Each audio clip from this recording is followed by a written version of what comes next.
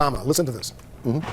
It does cause one to wonder if this is an effort by folks in the administration to have the conversation move on to something else other than the Epstein matter, move on to something else, somebody other than President Trump. So let's go back to prior presidents. Oh, sorry. Based on the timing of all of this, it does kind of cause you to question. This is why, now I remember why we just took that break. Do you think it's possible that maybe this is like maybe a distraction? Maybe, possibly? Maybe, could it be? Maybe, possibly, maybe, that's maybe? What do you think, Congressman? Does she have a point? Well, she may have a point, but I also believe that we need to look at exactly what happened back in 2016. I always felt that the whole thing was made up. I always felt that there was, a conspiracy inside the administration to basically cut the knees out from under President Trump in his first administration. Remember what Peter Strzok said, when he had in that email that, oh God, they were really afraid that Donald Trump was going to win. He said they had a plan B. I think we're seeing what the plan. What a retarded fucking loser. That was a text message to a coworker, and spoiler alert, yeah, everybody in intelligence hated Trump because he shat on them constantly. And when the text message was like, oh, don't worry, like I'm sure that like we wouldn't let Trump win or something. People interpret that as though there was some huge concocted scheme or plan by intelligence to keep Trump from winning. It was just his personal feelings on like the American people wouldn't vote for fucking Trump. That's why there was never a plan exposed. Peter Strzok wasn't part of any crazy fucking conspiracy. There was no crazy, insane fucking plan B. None of this happened. None of this materialized. None of this showed up anywhere. But they quote, who is this fucking retard? Is this guy a Democrat? Why is this on CNN? Why is this on CNN? Plan B was all about a concocted Russia collusion hoax that dominated the airwaves. Did Peter win his Republican guy? Oh, is this my congressman? Did he win his lawsuit against the FBI? Because I think they. Oh, he got $2 million. And then other portions of Peter Strzok's lawsuit over his firing will continue as former FBI attorney Lisa Page's case is resolved. The Justice Department agrees to pay $1.2 million to settle privacy invasion claims of Peter Strzok. I wonder how his text messages even got leaked.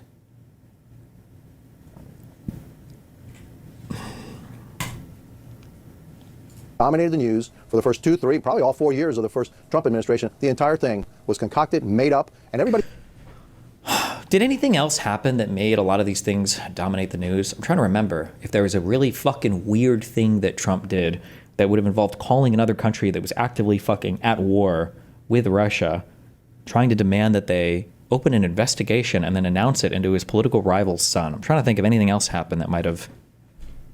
Everybody should have known better because it was all the genesis of it was the Steele dossier, a political. It was a political piece underwritten by Hillary Clinton and the DNC. Everybody should have known something was up, but everybody fell into the trap, and it really hurt the first 4 years of President Donald Trump. We need to look at exactly who was involved, and we know why they did it, who was involved, and how they pulled it off, and get to the bottom of it. And if some people were guilty of trying to undermine the president of the United States, then they should be punished. Like, why is he allowed to just repeat all of this without, like, you saying anything? Wolf Blitzer? Are you part of, like, the human centipede now? Do you suck the Trump cum out of this guy's asshole after he's already digested most of it? Like, I don't understand what. All right, Congressman. Thanks for being fair and balanced, though. Thank God we get both sides of the news like we do on Fox as well. Carlos Jimenez of Florida, thanks so much for joining us. Thank you so much.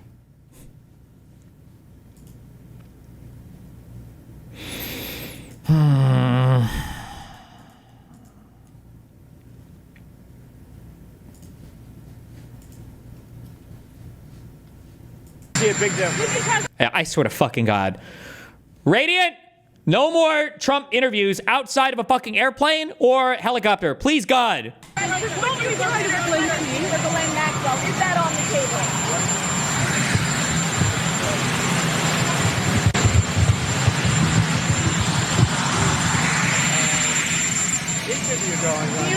Todd Blanche is a great gentleman. He's a great man.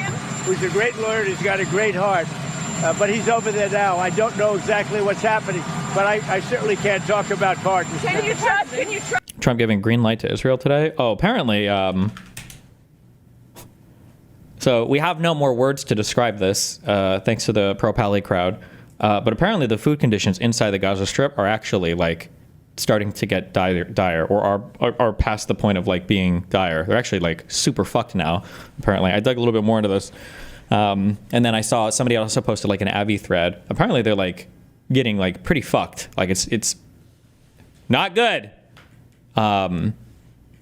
But I mean, like if you followed the mainstream media reporting on this, they've been in fucking, what did the UN say? IPC 5, like the worst stage of starvation for 2 fucking years. So I don't know how you would describe it now other than saying like, oh, like they're starving, LOL. But apparently now people are like actually starting to like for real starve. There's a sick ass tiger shirt. Wow. You know if Avi's talking about it. Our number one fucking Israel rep. Where the fuck?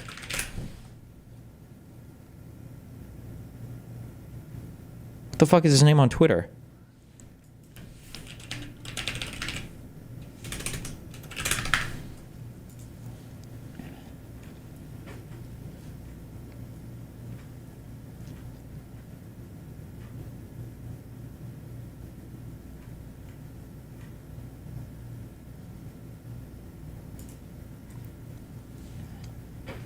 Folks, I need to inform you there's very concerning data regarding the food situation in Gaza. Firstly, let me just say that as someone who supports Israel, I anticipate many on my side will be skeptical of this and totally understand why. Throughout the war, you've been fed false information from the UN and various humanitarian institutions and media who have essentially zero concern for truth or anything resembling reality. True.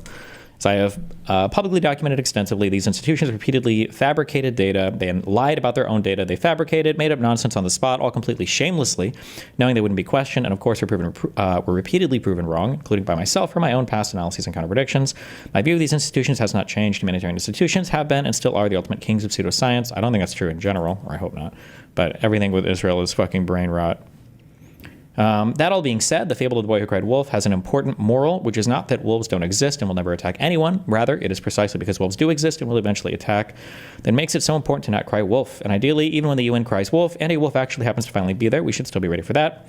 Prices of stable food items for calories and or protein tracked over time in the same region, minimizing noise, have reached extremely high values, many of which are unprecedented throughout the war. This data was compiled by Yaneh A. Spitzer from the Department of Economics at Hebrew U. This is concerning as relative changes.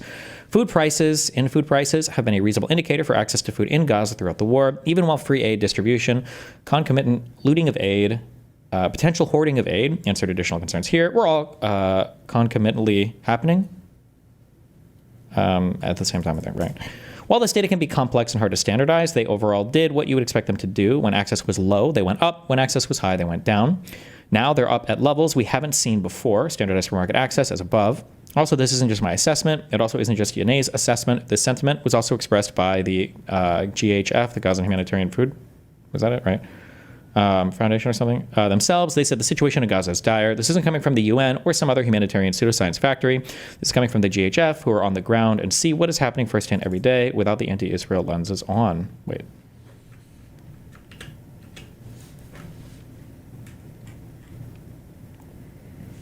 Wait, what is GHF? Gaza Humanitarian Foundation, an Israel-backed group. Gotcha, okay. Something needs to change. The suggestions I have at the moment, getting at things that will work, but also politically viable / realistic. So I need to give suggestions for how to change it. But apparently the situation here is getting pretty not good.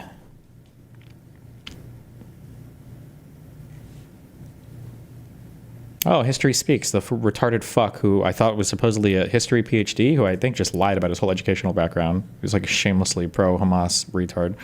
I remember this guy. Oh, I think he debated Lonerbox a few times as well.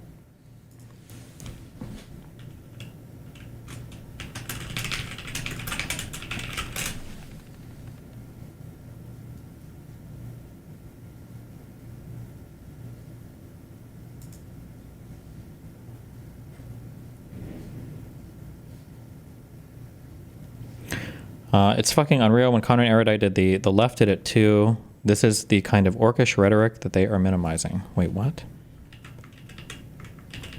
Jesus Christ. A George Floyd AI commercial.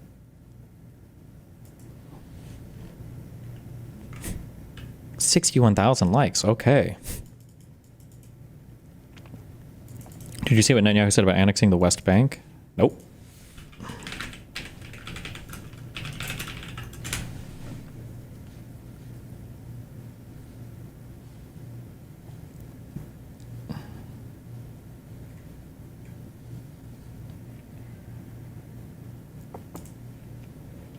Israeli parliament approves symbolic motion on West Bank annexation.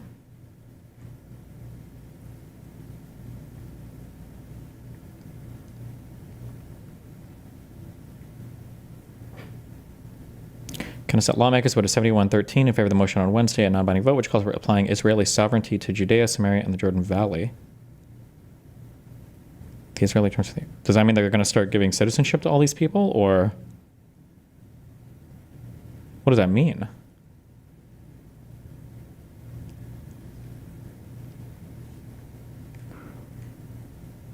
They would still have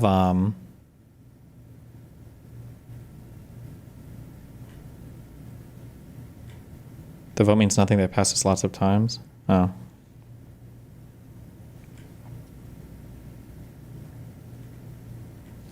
That would be pretty crazy, because I think if they annexed the West Bank without having, if they annexed just the West Bank and they left Gaza alone and they incorporated it into Israel proper, I think they would still have like a 1 to 2 million majority Jewish state. But people are saying this is like a yearly thing they do, so it doesn't mean anything. Okay. Trust what she's telling him. She's a convicted trafficker who's eager to get out of prison. Well, you know, he's a professional lawyer. I think he's been through things like this before. But, you know, you should focus on Clinton. You should focus on the president of Harvard, the former president of Harvard. You should focus on some of the hedge fund guys. I'll give you a list. These guys lived with Jeffrey Epstein. I sure as hell didn't. Thank you very much. Mr. President, should don't be part of the country. I've seen like 4 clips with this Bonnie person. Who is this? Is this like a new streamer, or?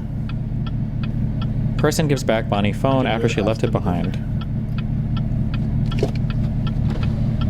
Your phone. Your phone. Oh, thank you. You're welcome. Best friend's friend. That was really nice of you.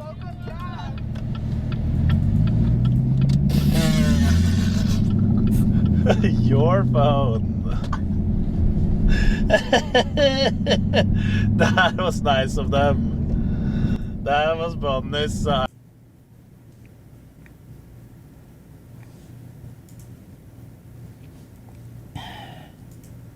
What are you hoping Todd Blanche gets out of his meetings with Ghislaine Maxwell? Well, I don't know about the meeting. I know it's taking place, and he's... House panel votes to subpoena Bill and Hillary Clinton in connection with Jeffrey Epstein files. No shot. Will be subpoenaed to appear. This should only be an open.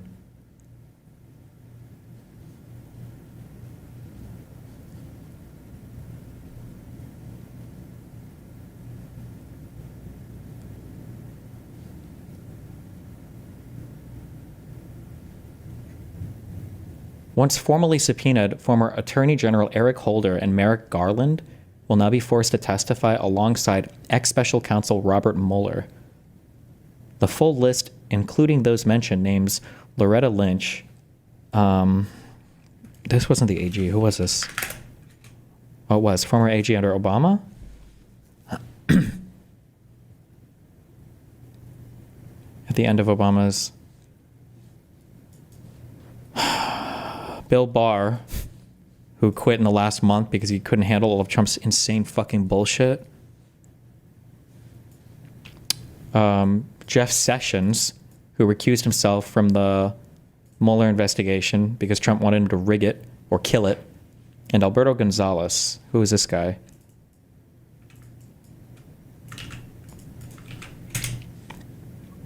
Former U.S. Attorney General, also under Obama from 2005 to 2007.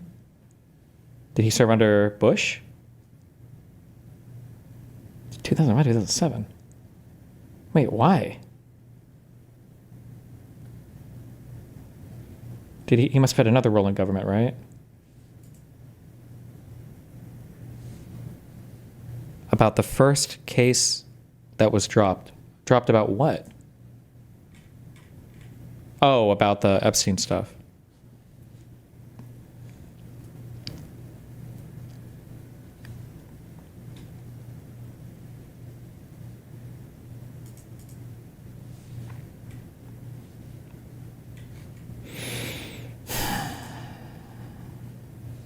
I can't believe we're wasting time like reinvestigating and subpoenaing people from like 15 years ago on this shit.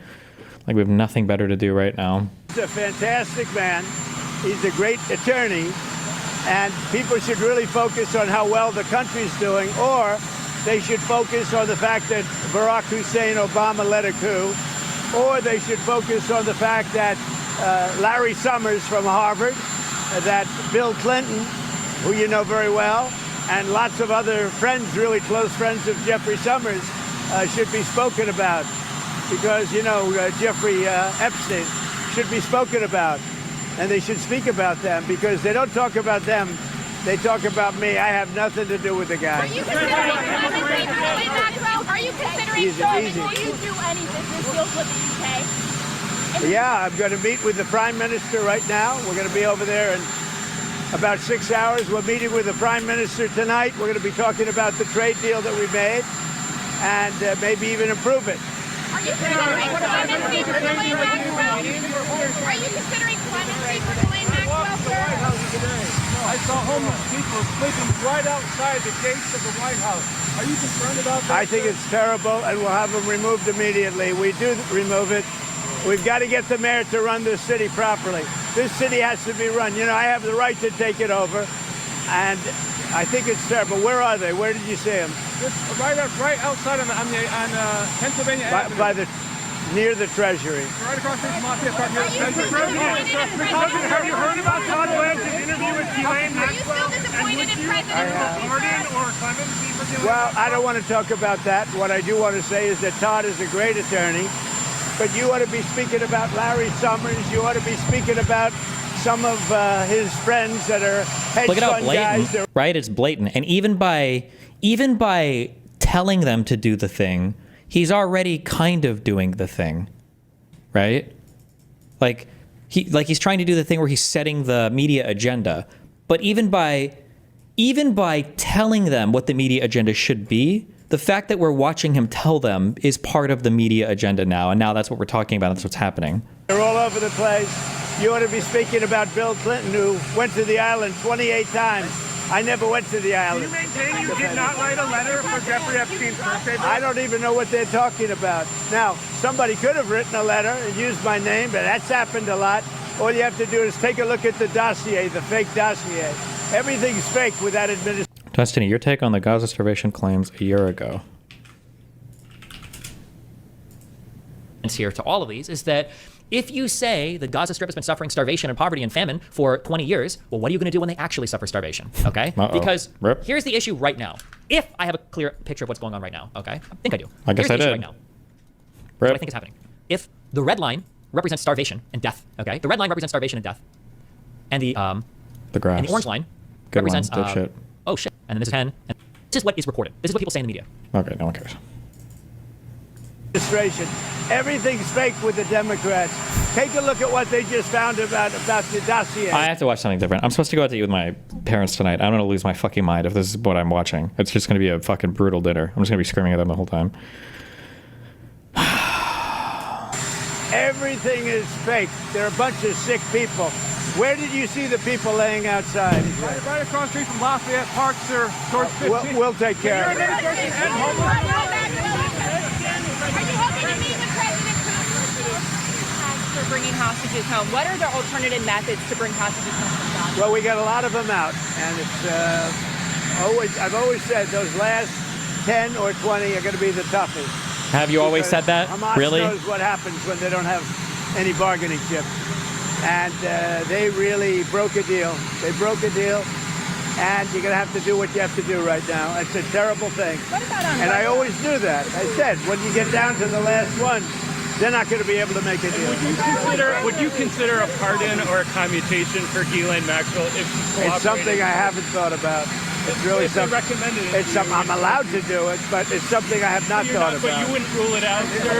Mr. President, why has the dollar Why has the dollar fallen so much, and are you concerned about that? Well, you know, I'm a person that likes a strong dollar, but a weak dollar makes you a hell of a lot more money. Hate to tell you, I don't know if you study it, but I study it. I went to the same And if you school look as at the yen, I went to Penn and worked, so I know this. you understand. Absolutely. Oh, you did go to Penn. I went to work, yes, Well, sir. that means you're a smarter guy than I even thought, and I know you're smart. So when we have a strong dollar, one thing happens. It sounds good. But you don't do any tourism. You can't sell tractors. You can't sell trucks. You can't sell anything. It is good for inflation. That's about it. And we have no inflation. We've wiped out inflation. But it's an interesting question. So I will never say I like a low currency, but you remember the battles I had with the yuan, with China and with Japan, Japan being the yen. They always wanted a weak currency. They're trying to get a weak currency now. Now, it doesn't sound good, but you make a hell of a lot more money with a weaker dollar. Not a weak dollar, but a weaker dollar than you do with a strong dollar. And the first people that are going to notice it are the manufacturers of trucks and various other things. Like, look at Caterpillar. Everybody watch this. Or this part. I don't know if he talks about the...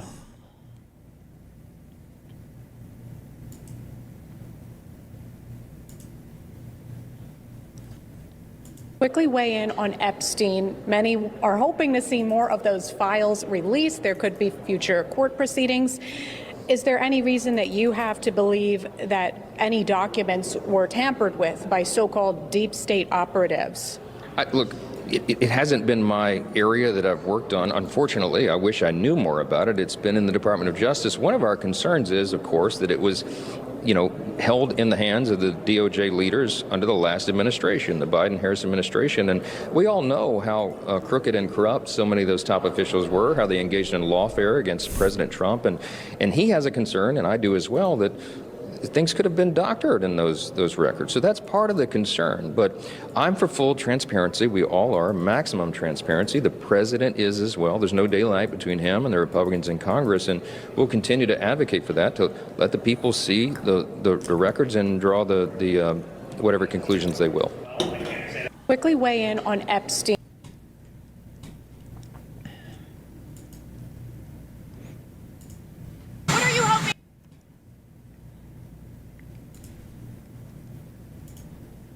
See a big difference. Yeah, we saw this.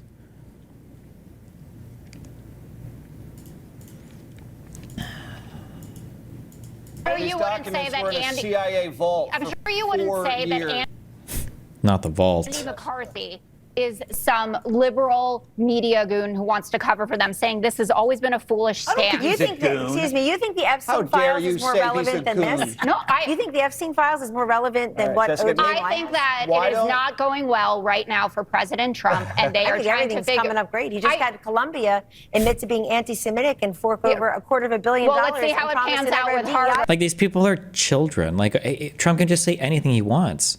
Any part of the day. Oh, they just gave 20 billion.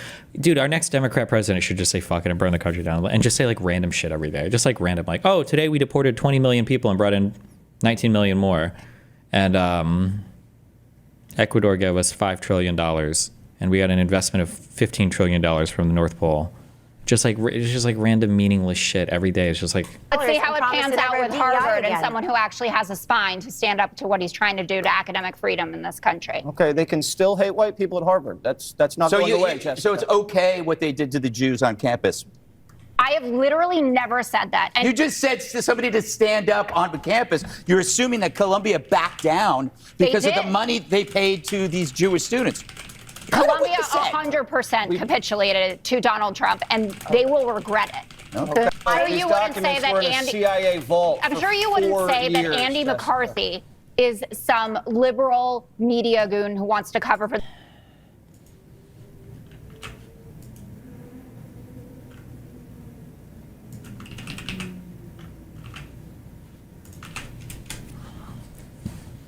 And she's also been subpoenaed by the Oversight Committee. I think this is great. I do have a feeling that she just might be a victim. She just might be. There was a rush to judgment. There was a lot of chaos there for a while. All right. Granted, she hung out with Jeffrey Epstein, and I know that's apparently not good. Apparently not good. But she's in jail. Apparently Alex Acosta is on the board of directors at Newsmax. He was the guy that gave Jeffrey Epstein his sweetheart plea deal. He also served as a labor secretary under Trump in his first term.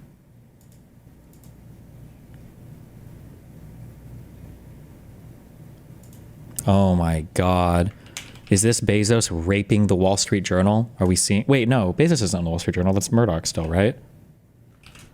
I think I read something recently that he was thinking about buying it.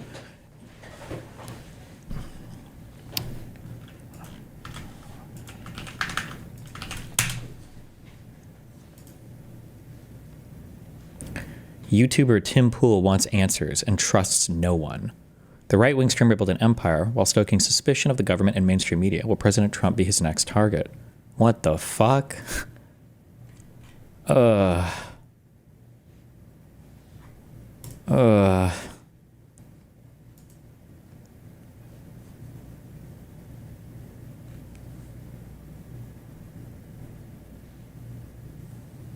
Bezos was thinking about CNBC. Gotcha.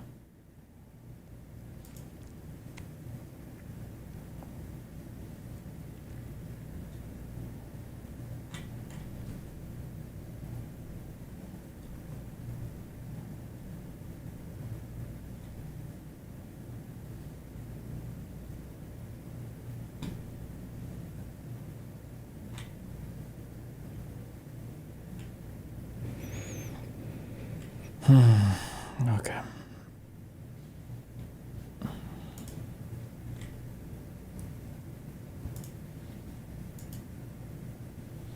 Years.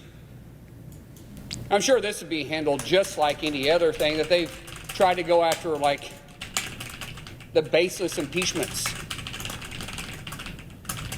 or the baseless special counsels. But not all the ones that were into Biden. Not all of those special counsels. Or the unbelievable amount of charges they tried to file against the president. I'm sure this would be handled the exact same way.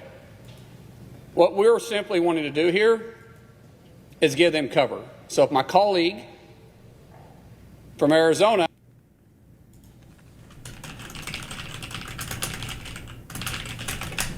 This is also what I mean when I say none of this shit actually matters, okay? Because people see stuff like this and they're like, oh my God, MAGA's splitting, MAGA's splitting. I'm gonna be real, man, as a tech tone. I think a lot of the right wants answers as well, unless you're talking about the extremists and then, well, yeah, obviously they're gonna be retarded. If Trump doesn't release the Epstein files, would you say that it would have been better to vote Kamala into office instead of Trump? Let's call about it sometime.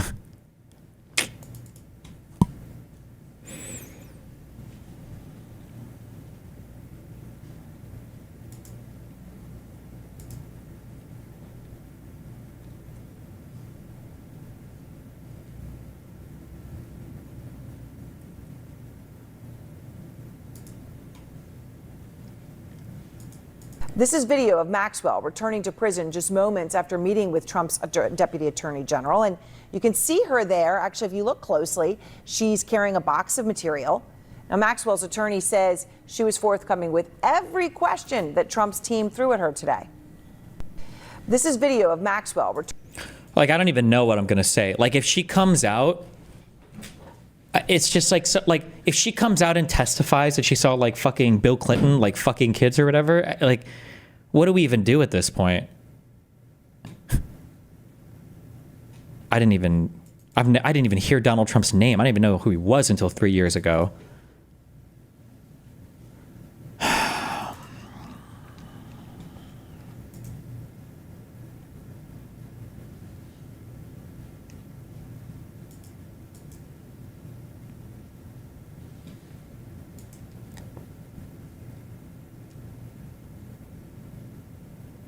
When was she arrested? Dude, I'm so triggered right now. I'm sorry.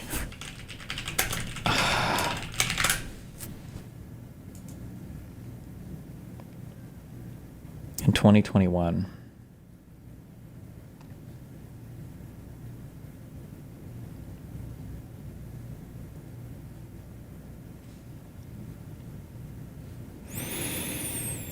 Trump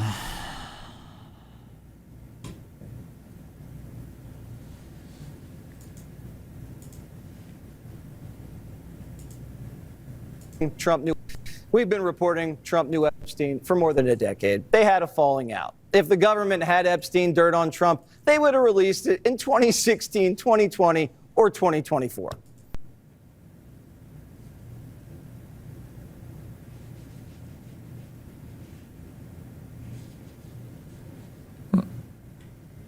His own government would have released. Do we? Oh. Okay, I don't even know. I'm not even sure. Oh, when he was running for office? Oh, because they're trying to rig the election. Okay.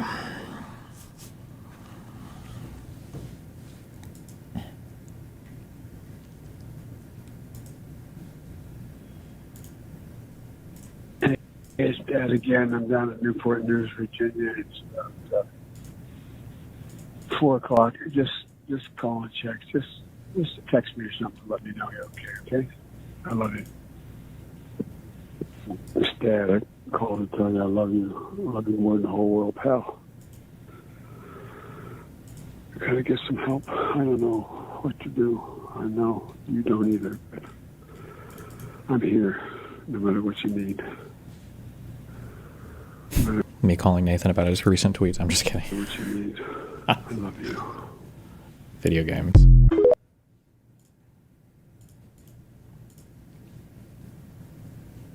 But mostly it is 3 hours of Hunter playing the victim, and he like rages at us, and he rages at Axelrod and Clooney. But the problem was the voters. I know. And they never That's all I addressed wanted that. to say. The voters thought Joe Biden was too old. And when it comes to the attacks on Hunter himself, like, okay, what if we just stipulate for the hypothetical, like, yes, okay, all your business dealings were above board and legal. Why the hypothetical? You mean what actually was, Okay, hold on, I'm sorry. So I'm addressing him under the hypothetical that he's not a child rapist, okay? I don't understand why he would treat this as a hypothetical when this is, as far as we know, the factual record. All your paintings were purchased by art lovers who loved the product and didn't know your name. Trump is worse.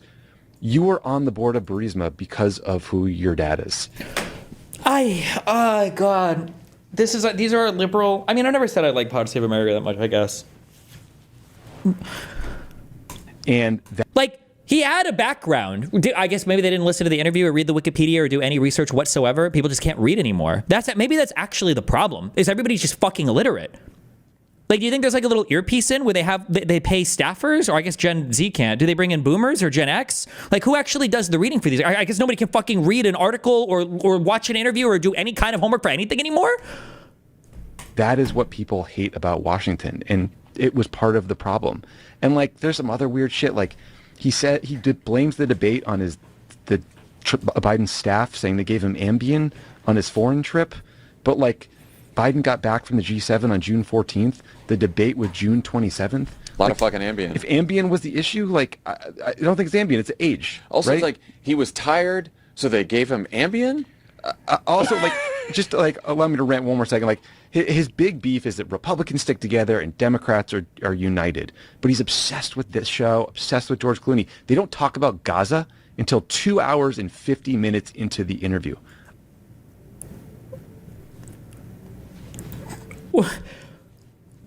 Why would they at all? It's Hunter Biden. He's not Palestinian. What? I'm guessing that was the bigger threat to party unity than a George Clooney op-ed.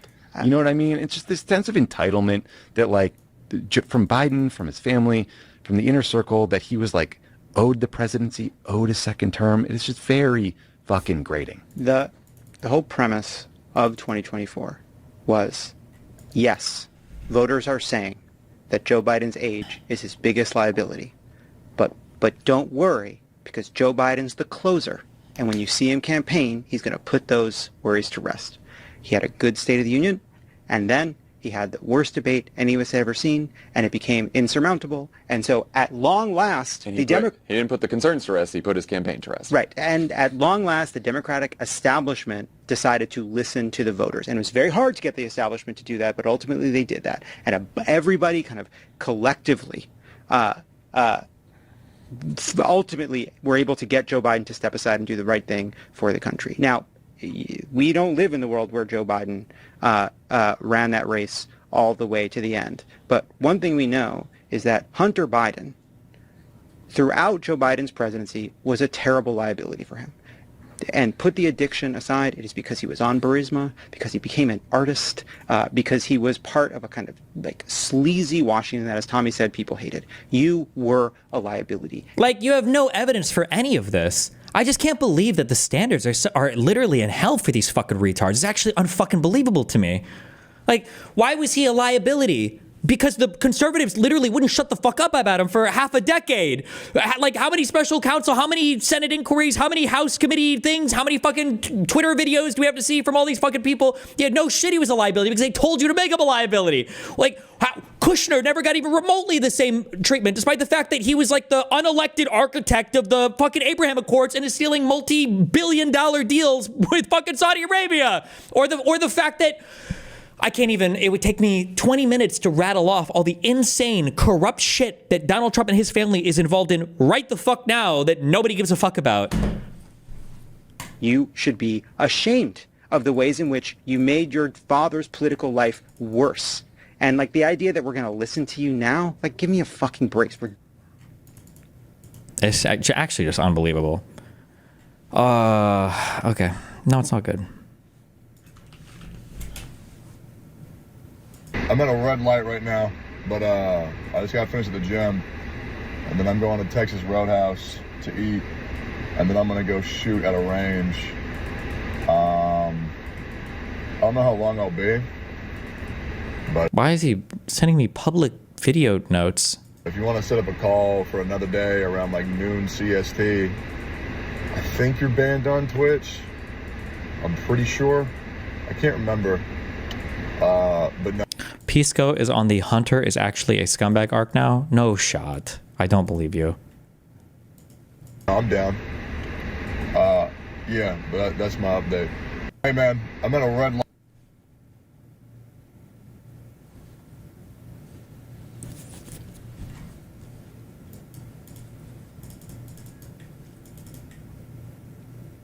I mean, I have no problem. I have no problem talking to him tomorrow or in a future date. I'll tweet back.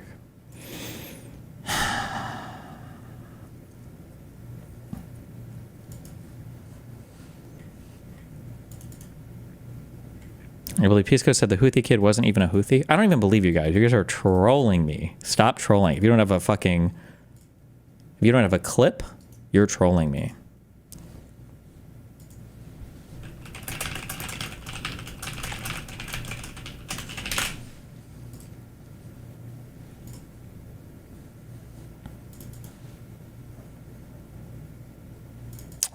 Yeah, hold on, Kafka. Let me get through my new stuff.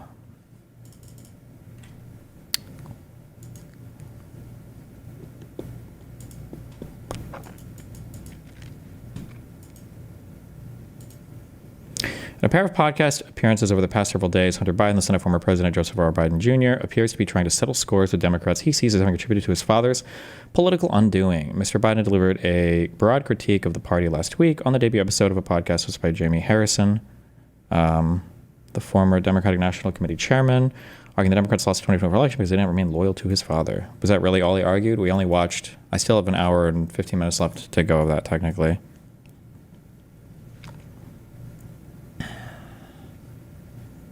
Unleashing a profane tirade against a host of perceived enemies. In a single minute-long clip, he used a version of the same expletive 13 times. Donald Trump is literally, like, paving the groundwork to jail a former president off of a story that every single person knows is bullshit. And, like, I'm not saying that we can never talk about anything else ever, but, like, Jesus Christ.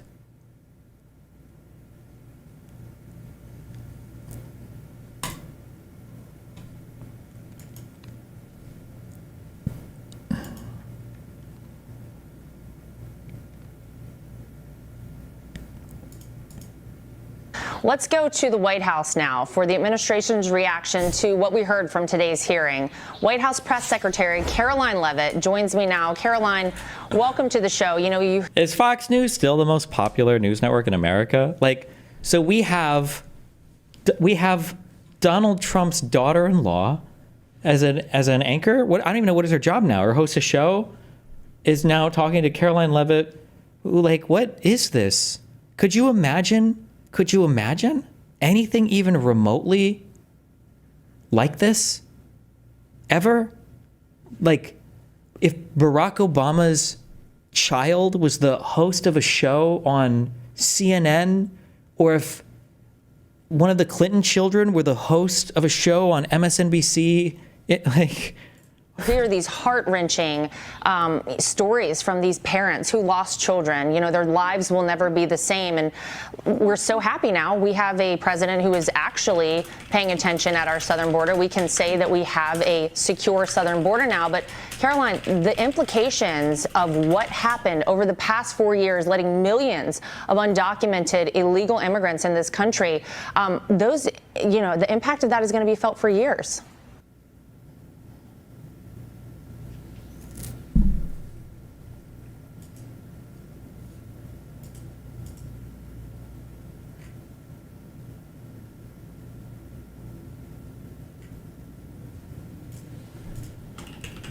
Don't do this to me. Oh no, please don't. I do too sometimes. This is the God tier example. For instance, who's he the Houthis. Motherfucker Hassan had a Houthi on a stream, interviewed a Houthi. He allegedly. Okay, allegedly. I'll give you the allegedly. Yeah, but I think he supports the Houthis, and I think protect yourself. Yeah, he supports the Houthis. Yeah, I don't agree with that. I was in the nation. Just to be clear, the only reason Hassan brought that guy onto his stream was because he marketed himself as a Houthi, not as a random Yemenis kid. It really doesn't matter if the guy's a Houthi or not. What matters is, why did Hassan bring him onto his stream, right? If I brought somebody on my stream to promote their fundraiser, and the guy's like, I am a Nazi, and I want to kill all non-white people in America, and then I bring him on, I'm like, hey, what's up, bro? And he's like, hey, what's up? I'm Nazi, I want to kill white people in America. Oh, cool, well, let me link your GoFundMe and all that shit. And then he leaves. If we find out afterwards that the guy's not even a Nazi, that has literally zero bearing on my decision to bring him on and to glaze him the entire time. So, I don't know what the allegedly, I don't even know what the point of that is here. Navy. I was on a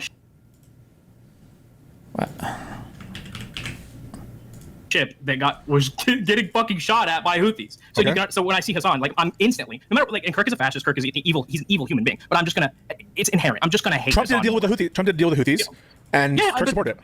Okay, let me ask you this, just give me the best faith you've ever given anyone. Okay. Do you see what I'm saying? Do I see what you're saying is you have I have there's a personal connection, and the only reason I'm bringing it up for me is because I am almost fucking positive Connor feels a similar way when it comes to terrorism. I mean, he's a Marine deployed in the Middle East, I'm telling you. So when I'm gonna fucking lump Connor, and I think you would agree. When we see the Hassan, some of Hassan's pro-terrorist. They're arguing over if Charlie Kirk or Hassan would be better as president. Bro, just kill me, Jesus.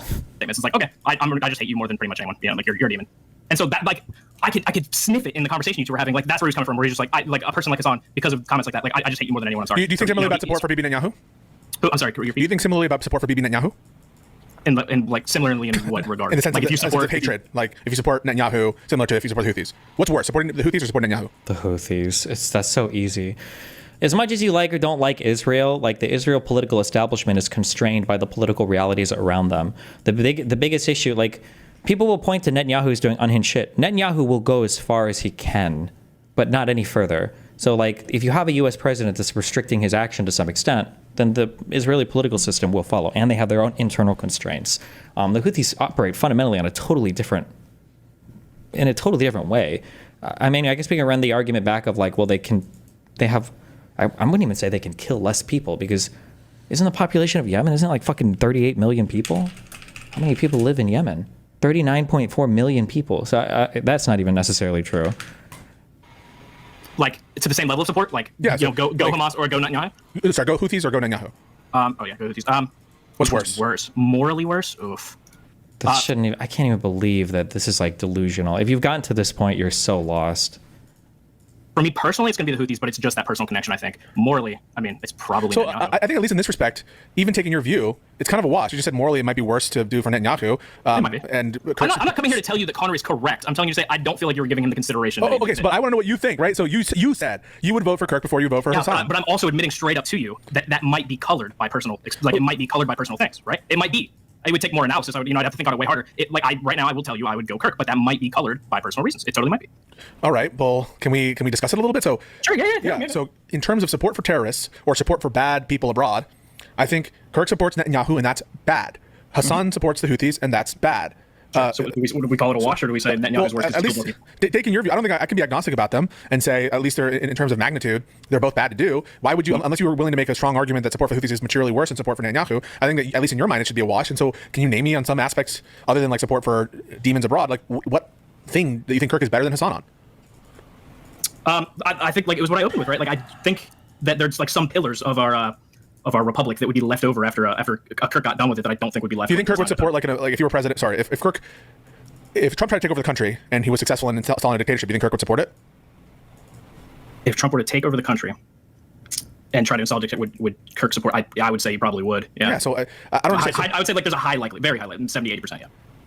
Yeah. So I don't know. Like I see the likelihood of the support for a fascist takeover for Kirk is quite high. Do you but I feel like the issue I'm having here, I feel like I could just flip the question and the answer, at least. Yeah, I mean, Hassan would support an authoritarian takeover from a leftist regime as well, easily, 100%. My eyes is at least at bare minimum the same, right? Like, do you think Hassan would support? Would Hassan support like the installment of like a communist dictator? Yes, probably. I think. Of course, 70-80%. Yeah, of course. Possibly, but maybe that's a wash too. I mean, like I think that. Yeah, but maybe it all washes out. The difference is I think Hassan has better people around him. He has bad people around him too, but he has some group of people where he feels a connection to them that are tethered to this earth. Whereas Kirk is around the worst demons in the entire American political system. So are we doing like a Trump term 1 versus Trump term 2 analysis here? Of like in Trump 1, at least there was like sane people in the fucking room every once in a while. Yeah, I think like so for Kirk. Who are the sane people in the room for Hassan? He's going to have around him parts of the Trump coalition, and I just don't see like okay, so maybe Hassan, if given complete ultimate power, would institute a communist dictatorship. I'm not sure. I think he's definitely more apt to do it than any like normal Democrat for sure. But I don't know. I just don't like. To say that for certain that like Kirk is more preferable in terms of the fascist autocracy. I don't. That's what I'm telling you. Like I'm telling you very clearly, this might be colored by personal experience. It just wholeheartedly might be I don't want sorry to take it back to this again. Yeah. But there's no universe in which I would argue that it's obviously horrible that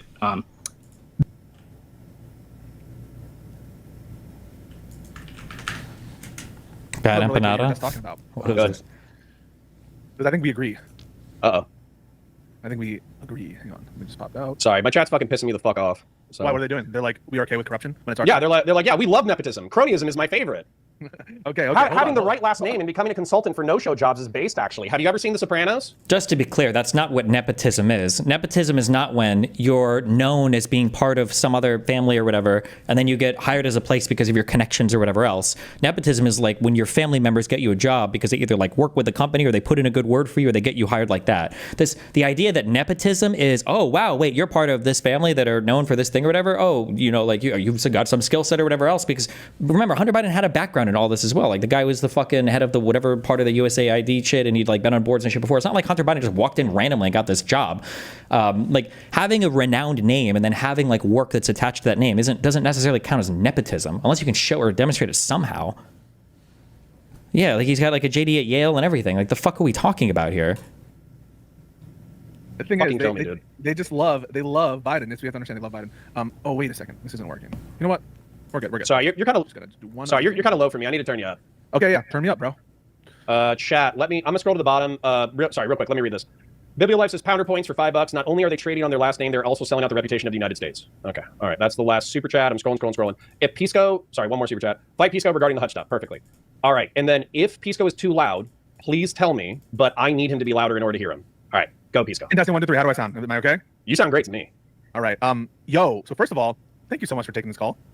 I really appreciate it. Of course. And it's always good content, even when we yell at each other. It's good content. I think so as well. I think that you're really good content. I think that you're someone with honor. All right. I think you have a lot of honor, and I appreciate that. I like how you talked about Liberty Mutual and your unit and all that stuff, and you stand up for justice. All that Was that all they talk about for Hunter? Or so the first thing I want to talk to you about is the Hunter Biden. So we can break some bread, and we can get into the Hutch stuff that I want to ask you a question about. All right. So first of all, I don't like what Hunter is doing right now. Do you agree?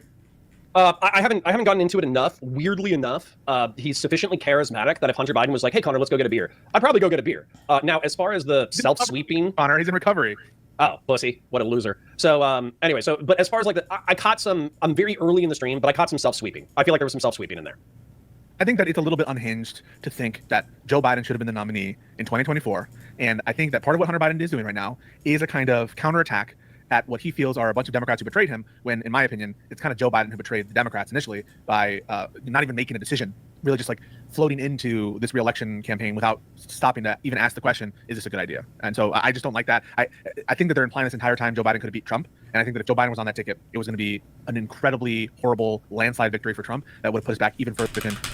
And I think that part of what Hunter Biden is doing right now, early in the stream, but I caught Biden should have been the nominee in 2024. And I think that part of what Hunter Biden is doing right now is a kind of counterattack at what he feels are a bunch of Democrats who betrayed him, when, in my opinion, it's kind of Joe Biden who betrayed the Democrats initially by not even making a decision, really just like floating into this re-election campaign without stopping to even ask the question, is this a good idea? And so I just don't like that. I think that they're implying this entire time Joe Biden could have beat Trump, and I think that if Joe Biden was on that ticket, it was going to be an incredibly horrible landslide victory for Trump that would have put us back even further than we are right now. I think that I heard you guys talk about this because I think I pre-watched some of the content, and you guys effectively said that there was polling post-debate, pre-election that effectively showed that this was going to be a down-ballot disaster, where effectively like Kamala, like people feel bad because the late-minute switch out might have cost Kamala the election, but realistically the damage was minimized. So I think that's a compelling narrative. Yeah, and the second part is I've been arguing against some leftoids, not really leftoids, more blue MAGA, the blue MAGA types, who say that I'm insufficiently loyal to Biden because I condemn as corrupt the pardoning of Hunter Biden, which I have and I did ever since those pardons were issued. And even though I have argued strongly against you, the notion that Joe Biden was in on this stuff, was in some sort of very intricate way, that doesn't mean that you're allowed to respond with political pardons, what I take to be corrupt pardons, on the basis of personal familial allegiance. And so I really appreciate what you were just saying there about Liberty Mutual. I think it's the wrong incentive. But he was only being investigated because of personal familial allegiance, right? Did Joe Biden pardon his whole family, or was it just Hunter and the J6 Select Committee? Those people weren't all his family members, right? On the January 6th Select Committee, were those people all Joe Biden's family members? I don't remember. I don't think they were, right? The wrong thing to do. And yeah, like, it's not just also the gun thing. People conflate it with just the gun thing. Like, oh, but the gun thing was just like, it was never done before. Even putting aside that's true, and it might be true. I don't think that novelty by itself is enough to pardon someone. Like, every crime needs to be applied for the first time in one way. So, like, I mean, Trump, arguably with the New York case, even though I felt he was very guilty, and the evidence showed that, there was like a novel application of one of the predicate offenses to condemn him on that basis. And then also, beyond just the gun charge, there's the tax fraud. And everyone seems to put aside the fact that it's not just he didn't report his taxes, he lied about his income when he knew he was making millions from Burisma, and he lied about it. So even though you and I... Wait, did he lie about his income? I didn't see that. But the thing isn't necessarily about him lying about his income. It's that he had already paid all of it back. It had already been paid off with interest and penalties. I don't remember if he lied about it or if he just didn't file or whatever. I'm not sure. I don't remember. I have thought about like what's Joe Biden's involvement there. I have never ever said that like Hunter Biden is innocent or that Hunter Biden should be pardoned just because he's the son of the president. Yeah, and I think I got pissed at you in the past because I think that some people, my chat mainly, because they're fucking brilliant and have 3,000 IQ, although they piss me the fuck off all the time. I think some people pay attention to the words that are being said and they create conceptions within their mind of what's actually being said and they understand it and they fight it out logically. I think a lot of people only respond emotionally where they can kind of feel like, oh, this person's more on my side, therefore, I'm going to cheer them on. And so substantively, I feel like with you and me, part of the emotion of the fight that we had previously about Hunter is I felt like that you were minimizing. Still feel that way a little bit. But I could understand the logical conceptions that you were making. And there are people in my chat who effectively followed your emotional argument, but did not follow your logical argument. And so they're arguing with me right now. They're like, no, Hunter Biden did nothing wrong. He's kissed babies for 20 years. He's God's gift to America and corporations. He's amazing. And I'm just like, what the fuck are you talking about? And no offense, I think it's partially your and Steven's fault. And Steven's fault? Well, not because of the logic. The logical articulations you guys have made are logical. The emotional argumentation is that Hunter Biden is a saint and nobody should give a fuck about it. That's what I take to kind of be like Steven's point of view, which is like... I don't know if that's literally his point of view, though. I feel like that's emotionally his point of view. He's like, anyone sewing out about the pardons is a piece of shit, or like sewing out about them. Yep. By the way, that doesn't mean that you're a saint, though. I don't think that Hunter Biden was a saint. He had a whole fucking addiction issue and everything else, but he was the victim of a political witch hunt. Like, that's undoubtedly true. So I'm like, I don't know what else to... I mean, like, this is so obviously true. About him that much. They're constantly brought up to me to be like, listen, you're beyond the pale. You're just trying to hurt Democrats. Don't you know by attacking Biden, by attacking... Oh, I was just going to say, I think that Hutch's perspective, which I heard, and your perspective are actually not contradictory, okay? You can believe that it's a bad look for Democrats and it's also corruption or soft corruption or whatever, but pardon your son for any and all crimes for the past decade, and effectively you said you weren't going to do it, so that feels like a betrayal to your voting base. That's a true statement.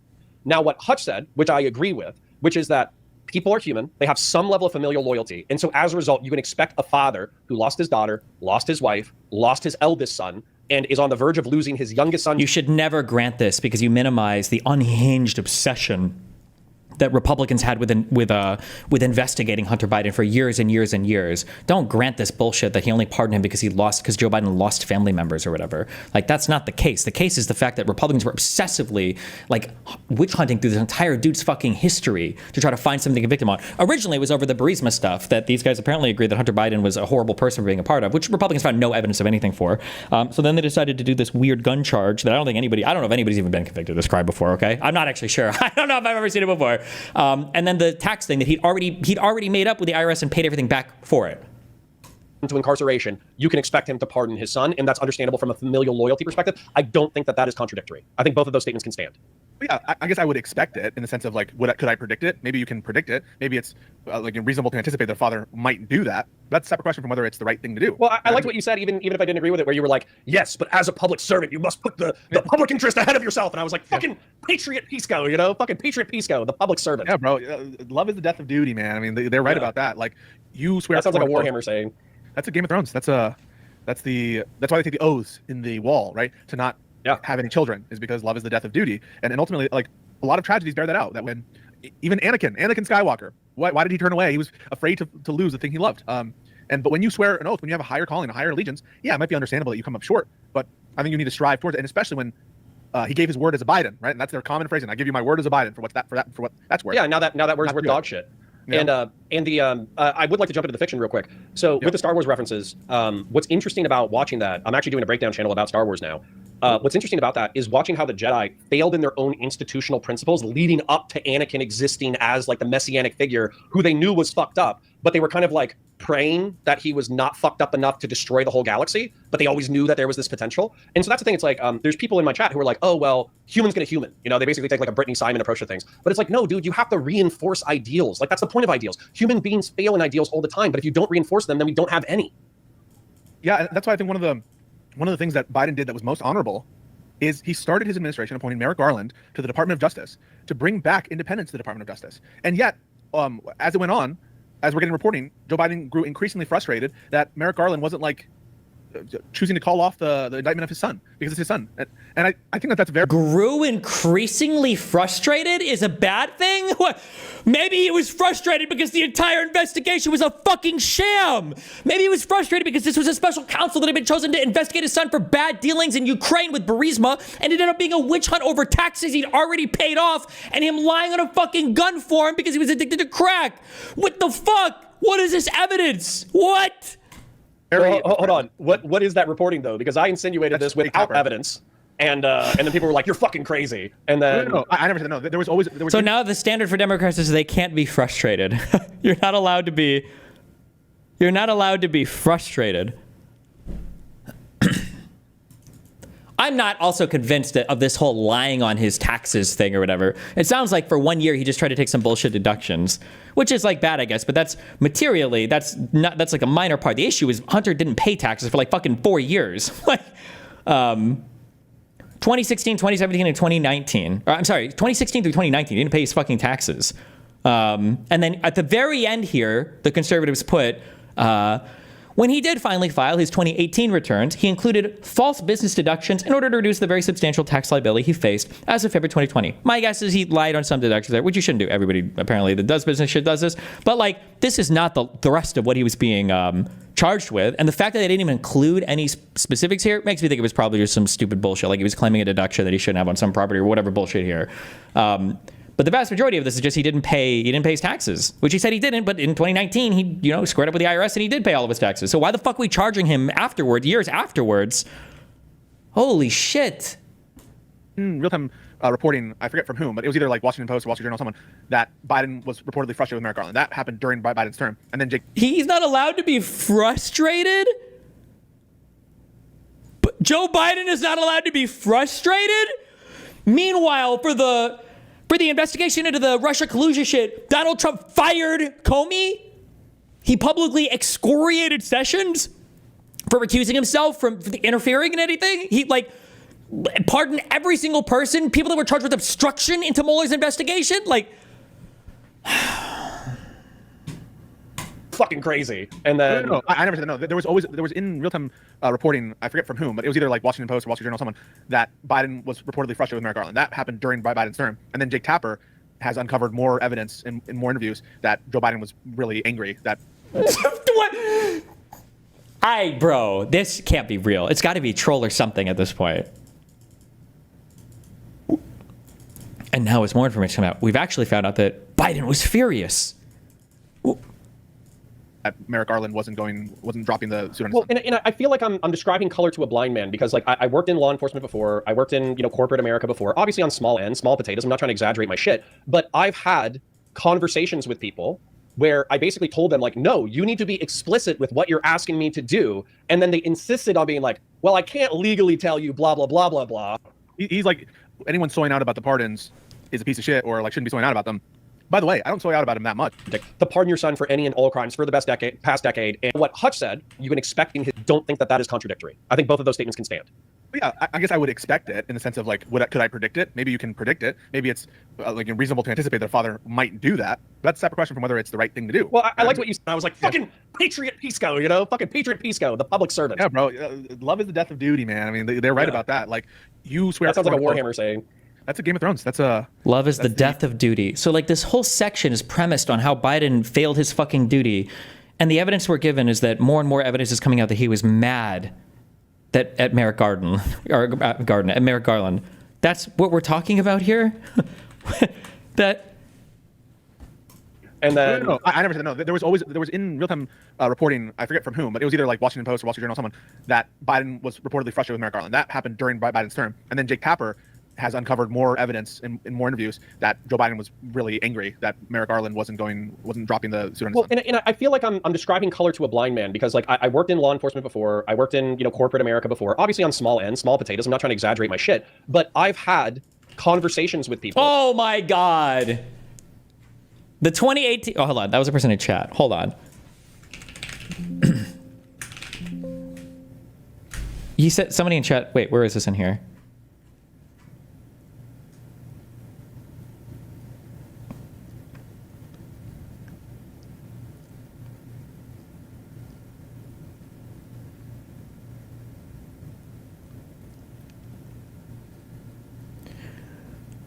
The most serious allegations in this case stem from the 3 felony charges: tax evasion for 2018, filing a false personal tax return for 2018, and filing a false corporate tax return for 2018.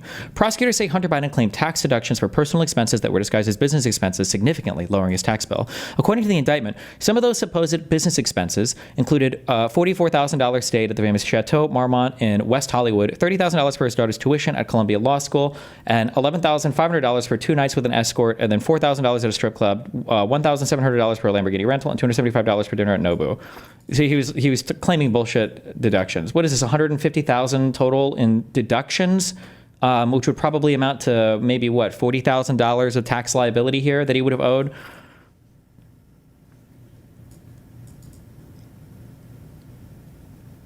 It's not good, but this is not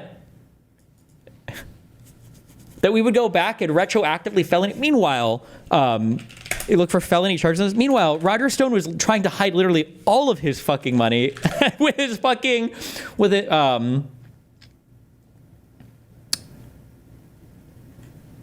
wife by claiming he was broke.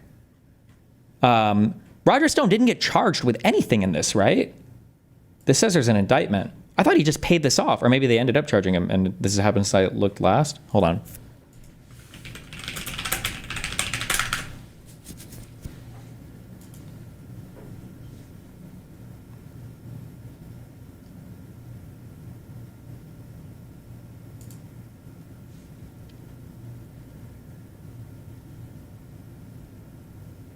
Oh my God. I didn't even know the Justice Department could do that. The Justice Department filed a civil suit against Roger Stone, meaning they were just suing him to get the taxes paid. a civil suit asserting that they'd used a commercial entity to shield their income and fund their personal expenses. In 2022, they settled for him just agreeing to pay the taxes back. Unbelievable. That's okay, though. Where I basically told them, like, no, you need to be explicit with what you're asking me to do. And then they insisted on being like, well, I can't legally tell you blah, blah, blah, blah, blah. And then it was like, so they said the legal thing, but they were implying the corrupt thing. And so, you know, that's where for me, like, if you've never been in those rooms, then you might have never felt that. But even with like managers or deputy chiefs or chiefs of police or managers at corporations or corporate managers, they will say the legal thing. That way, if it's being audio recorded or typed out or messages, they can fall back on that from a legalistic perspective, but they will 100% imply. Destiny, in the tweet, you said Roger Stone was directly in contact with the hacker. Is that true? I'm pretty sure Roger Stone was literally tweeting at him. Was he not?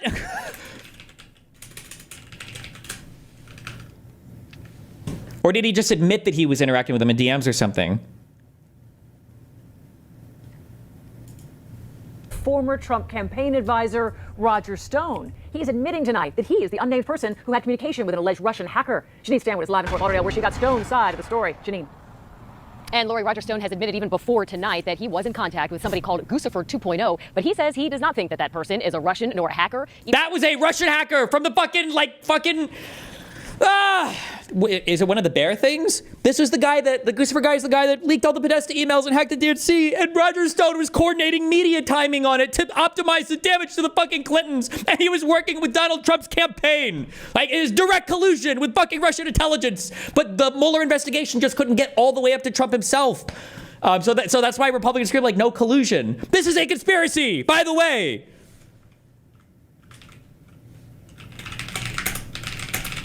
Guess what Roger Stone was ultimately convicted of? He was convicted of obstruction in the investigation and telling another witness to obstruct the investigation into Donald Trump. And then he got pardoned by Donald Trump over the Russian fucking investigation shit. It's okay. Even though the DOJ says otherwise. Political operative and Destiny, I got Roger Stone hella pushback on that. Yeah, you got pushback because conservatives have rewritten history on fucking everything. This is not contested. But conservatives would kill themselves. Connor's head would explode. If Hillary Clinton had a campaign manager or somebody working our campaign that was like, oh yeah, so I was talking with a guy that hacked the Donald Trump email inbox and was coordinating leaks for the last 2 fucking years in order to besmirch him in front of our media. Like, they would lose their minds. Unnamed Trump campaign regular who corresponded with an alleged Russian hacker mentioned in Friday's bombshell indictment. I certainly meet the description of being in touch with the Trump campaign officials, and I did have one 24-word, rather innocuous exchange with the persona Guccifer 2.0. Stone does not deny messaging someone called Guccifer 2.0. They exchanged direct messages on Twitter in 2016. Anyone who looks at it objectively will see, based on content, context, and timing, is innocuous. My exchange with Guccifer 2.0 happens 4 weeks after WikiLeaks has already published the DNC material. Some of it. Did not think at that point that he was a Russian or a hacker.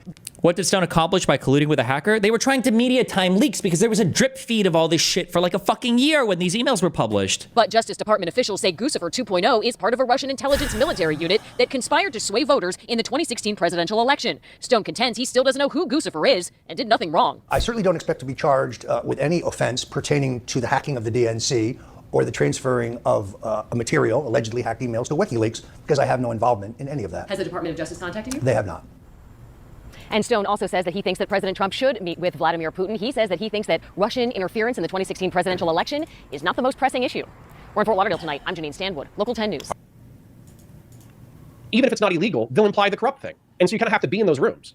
Well, thankfully, I don't think that Joe Biden ever expressed those concerns to the Attorney General. And so I'm glad about that. I think that what Biden did he by and large, I think, governed with honor at certain times. Not that said, I think his own human failings started to show that he wasn't up to the task of being the president, especially in the last 2 years where he wasn't having regular meetings with his cabinet, things like that. But in general, one of the things I really respect about Biden is, in many respects, he was like everything Trump wasn't. He was bridge building, or attempted to be bridge building, in a way that Trump was trying to dismantle the bridges. He passed lots of legislation with bipartisan support, meaningful legislation, not just tax cuts for the rich, and was actually trying to do something for the public benefit all the time with his NLRB, with his different agencies, different regulations. So I respect all that. I think his worst moments are when he was tempted by the Trumpian style. There was some Trumpian, like the Goblin. Who's the Goblin for Spider-Man? Green Goblin. Yeah, the mask. It's like there are moments in Trump's presidency where that blonde fucking hair just like goes and you can see it in the mirror and has to like fucking just swat it away. But there are very Trumpian moments that are being revealed now with respect to his frustration with the DOJ that they're not protecting. It's that Reddit post. It's right. I just realized this. I think I must be crazy. I think I'm just fucking insane. Or maybe I'm too much in this shit. Pisco doesn't think Trump was that bad. That's what Pisco's saying. He just doesn't think Trump was that bad. Like when Biden pardoned his son, who was the victim of like how many different, a special counsel, all of these special House Committee, Senate, all these investigations. When Joe Biden pardoned Hunter Biden, that was a Trumpian moment. Meanwhile, Donald Trump right now is in the process of potentially issuing a fucking pardon to Ghislaine Maxwell because of a 5-year, 10-year conspiracy that they fabricated that they're now not able to come up with evidence for. This is one of like 50 unbelievable things. But I think that he just doesn't think it was that bad. That's the answer. This is it. They don't think it's that bad. This is the answer.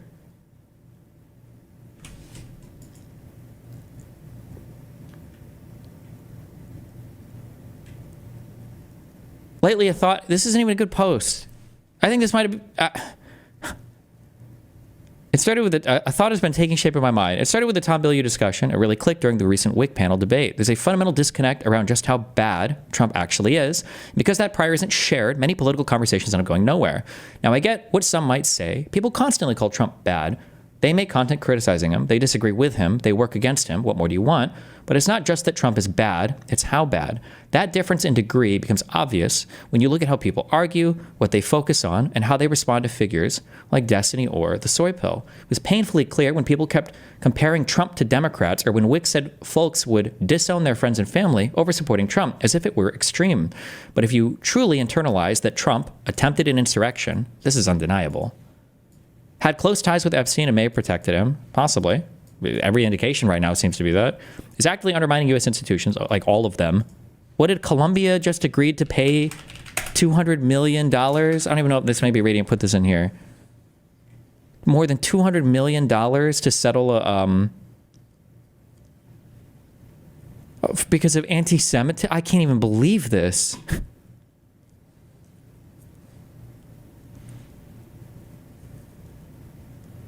Supports illegal deportations without due process. The Alien Enemies Act? Then, of course, you disown someone who knowingly supports him. And no, bringing up Hillary's deplorables, Kyle Rittenhouse or Hunter Biden, isn't remotely comparable. Hunter said it best in his interview.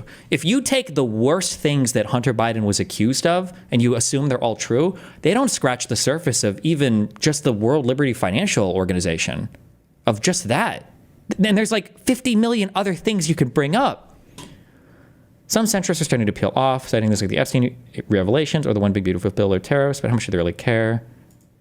The fact that Wick, Connor, and Erdogan can end up in a situation where they're making these kinds of comparisons and attacking this. In the mirror, it's like there are moments in Trump's presidency where that blonde fucking hair just like goes and you can see it in the mirror and has to like fucking just swat it away. But there are very Trumpian moments that are being revealed now with respect to his frustration with the DOJ that they're not protecting him, both in the Her report and he was apoplectic about the. Like, think about what Pisco just said there. It was very Trumpian when he was upset that a special counsel that had been appointed by his own attorney general in his own administration for secret documents that he turned over to Nora on his own cognizance with his own willing to, right? That a special counsel was appointed in his own administration to release a scathing report on him when Donald Trump's own criminal indictment over documents that he most certainly stole illegally was dismissed, right? And basically like that he was frustrated by that. When Donald Trump spent how much of administration trying to kill the Mueller investigation? Mueller was only appointed because Donald Trump obstructed the investigation into his own fucking election. Because Donald Trump fired fucking Comey to obstruct the investigation. A belief, by the way, nobody ever talks about it. I have read through some of this. A belief, by the way, that I'm pretty sure is shared by Mueller, but nobody talks about the obstruction angle. I'm gonna lose my mind. I can't. It might be in volume 2 of this. But he walks. Mueller walks through. I'm assuming he's the final author of this. He walks through all of the individuals or whatever that like and how obstruction of justice was it? Fuck. The Comey stuff is certainly the worst. Oh, wait. I already read some of this to you on stream. We got rid of Flynn now. We should be good, right? We're good, right? We're good, right? To her report, even though he cooperated in the first instance, he was trying to do the right thing, but then that Trumpian little mirror came in, and he had to sort of fight that urge. Same thing with Hunter Biden. What is the Trumpian mirror? Like Pisco just said, he fully cooperated with it. What is the he even sat down and did deposition at time. What is the Trumpian mirror because he was upset? Like, does Pisco think Donald Trump is bad because he gets mad? Is that the thought process right now that leftists have been reduced to? Donald Trump is bad because he gets mad. And Joe Biden is like Trump because sometimes Joe Biden gets mad. Is that where we're at right now with our political analysis? Where he fought that urge, and then gave into it when he actually did the pardon. And then with the border, right? And pardoning Hunter was giving into his Trumpian urges. I can't even. It's unreal. He kept saying, we have to do it the right way. We can't just do executive actions. We need to have a congressional solution. And then when the election was coming up, he did what I thought was against the law, and he shut down the border illegally using executive power and gave into that Trumpian impulse. And I think, or when he tried to hold on to power by not stepping down when it was clear it was over and taking 3 weeks before handing over to Kamala Harris or handing over to the DNC. Those are Trumpian moments that marred an otherwise a presidency that I think was by and large characterized by honor and trying to be everything that Trump wasn't. Well, and I can understand the frustration. So, for instance, like I'm sure we'll talk about the Vanguard in a moment, but I can understand the frustrations of the far left, and I actually think that there's something real about it, which is effectively that people are so wrapped up in process that they will even ignore things that are immediate and emergent. Like what? I can understand the frustrations of and I can understand the frustration. So, for instance, like I'm sure we'll talk about the Vanguard in a moment, but I can understand the frustrations of the far left, and I actually think that there's something real about it, which is effectively that people are so wrapped up in process that they will even ignore things that are immediate and emergencies and all that kind of stuff. But I think that this is how republics die. Okay, part of the reason why I'm pushing back on the left, pushing back on the far left, pushing back on liberals whenever they say, I know we disagree on this, but let's pack the courts, let's do Trump-style politics, let's use the bully pulpit, let's do this, let's do that. The reason why you'll hear me complaining about it is because effectively, like, I feel like we're seesawing as a nation. Like imagine like a boat that is, rocking. It's just unreal. I just don't even know. I'm like gaslit as fuck right now. It's like having a conversation about a guy who he flicked his girlfriend's ear and he thought it was cute and she's like, that actually hurts. And then you're like, we can't really take your opinions on like women's rights seriously. And then compares them to like Jeffrey Dahmer. Like, how are we supposed to choose between the two of you now? How can we possibly decide who's right? Like, this is how our system dies, is when you're doing crazy shit like that. Like when you flicked your ear that one time, like, it's just like, there's no way that we can possibly choose between, like, this is just unbelievable. This is unbelievable. In the ocean. And so effectively what I hear is like, we're seesawed all the way to the right now. And what I'm hearing people is, oh, we need to seesaw all the way to the left right now. But that's how you capsize the fucking boat. And that's what I'm worried about. Well, let's get into the actual discussion from Vanguard, Hutch, all that stuff. So give me your reason before I because I actually don't know it. I saw you. I was thinking for Hutch. So I think Hutch has a debate kill shot in a couple of places. The first kill shot that he had, argumentatively, in my opinion, was that you could not bully Manchin. So even if you even if you want Democrats to use the bully pulpit more often, it just wasn't pragmatic in this specific circumstance. That's number one. On that, I just want to say we agree on the specific Manchin point that he couldn't have gotten Manchin through bullying to be in favor of like $15 minimum wage or some of these crazy policy goals that the Vanguard is saying. And I just want to make sure that you understand that every one of the Live and Learn co-hosts agrees with Hutch, and we've been consistent on that. Like even before. But I think you guys were again emotional versus logical arguments. I think people could kind of vibe on the fact. Mr. Thomas, I have some bad news. You have a serious medical condition, and if you don't have surgery immediately, you'll likely die. Oh my God. With your current health care plan, you can only choose between 2 people to do the surgery, but the choice is totally yours. We have Dr. Stewart, a surgeon trained specifically in this procedure, or the circus clown. Wow. Gotcha. The first question is, has the surgeon, I haven't seen this video before, but I'm going to like it, I can tell. My first question would be, has the surgeon ever made a mistake ever in the history of his entire practice ever, even a single fucking time? That's my first question. My second question would be, is he the best possible surgeon out of the entire field, or is there anybody better ever? And then my third question is, has the clown made somebody laugh recently? So at least he's like a likable guy that I could have a beer with. And if so, it's a coin flip. Where did the surgeon go to school? You heard your options, right? Yeah, I know. It's just, this is my life we're talking about. I just want to make an informed decision. Well, it looks like Dr. Stewart went to undergrad at Purdue University. Purdue. Not like a Harvard or the other one? Like, true. Like, you said he was mad, and then you said, wait a second. Jack Tapper is now confirming reports that Joe Biden was furious? Wow. Wow. He did undergrad at Purdue, and then med school at NYU, and then residency at Johns Hopkins. And the clown? Just a circus clown, not a surgeon. But it does look like this clown was best known for performing at Bartholomew and Bott's Big Ring. Oh my God, I've seen him. He's kind of famous. Yeah, he's clown famous. And the surgeon, he's not famous? Well, he is very renowned in his field. But I wouldn't, like, recognize him from anything? Anything being? I don't know, like a show or Instagram or TikTok. No. It's a lot of moving around. Huh? The surgeon, a lot of moving around. Purdue, the other places that you said. Yes. So that's not suspicious to you? No. I see. So you're in on this? In on what? I see.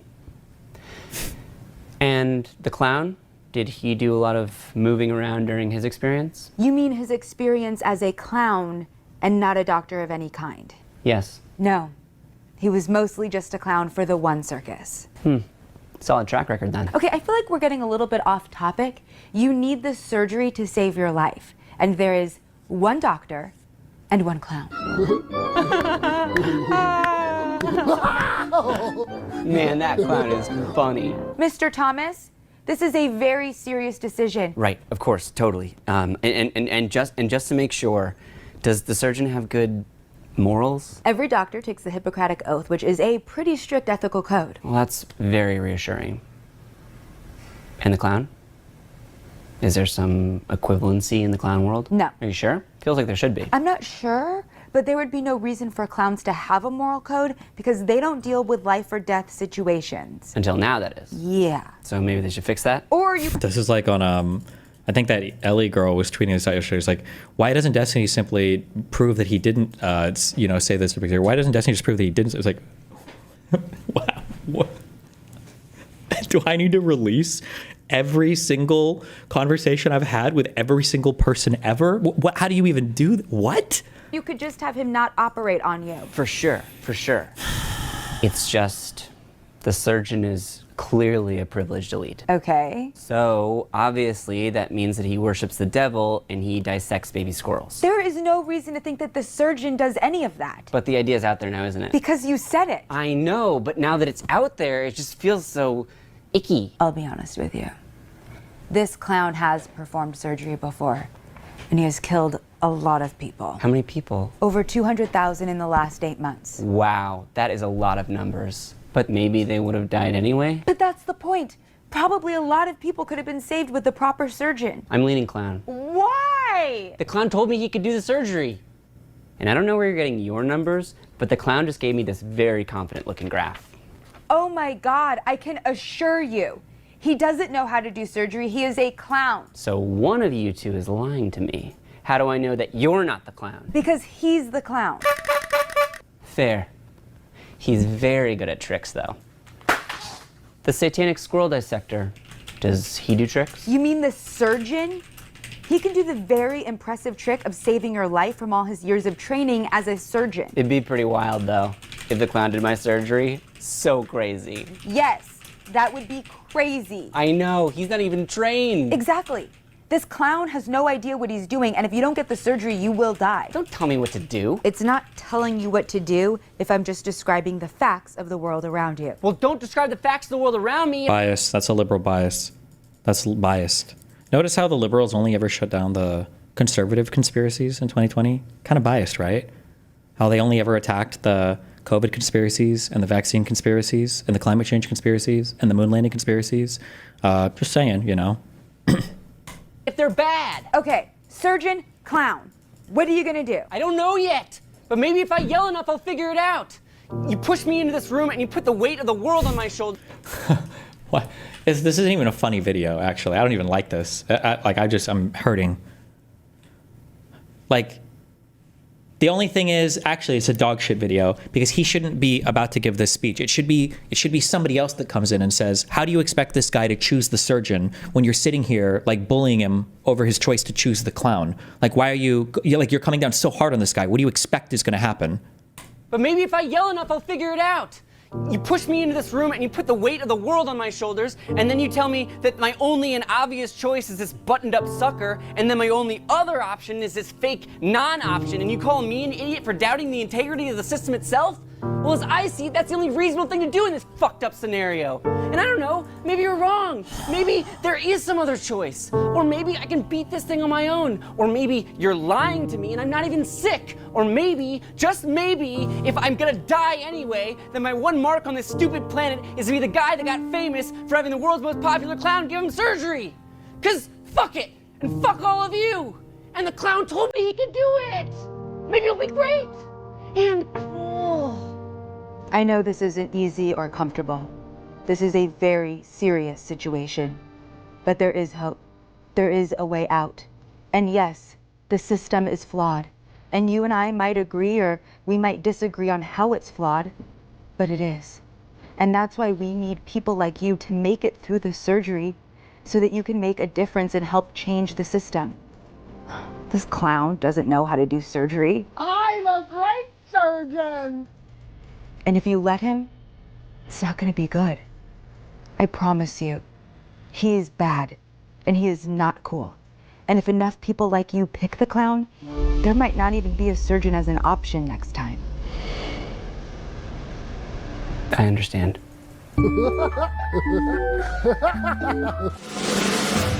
They missed the 20 seconds afterwards, though, where now after this happens, now you need a whole bunch of epic centrists to come in and go, we agree that picking the clown was a problem, but the surgeon lost the trust of this guy when 27 years ago they admitted that there was a technique they were using that was suboptimal versus another technique they could have used. So what do you expect the guy to do when you lose everybody's trust? By the way, you don't need a hypothetical for this. Like, we can just look at how many people like died early in the United States that didn't need to because they refused to get vaccinated for COVID. Like, that was some actual death cult shit.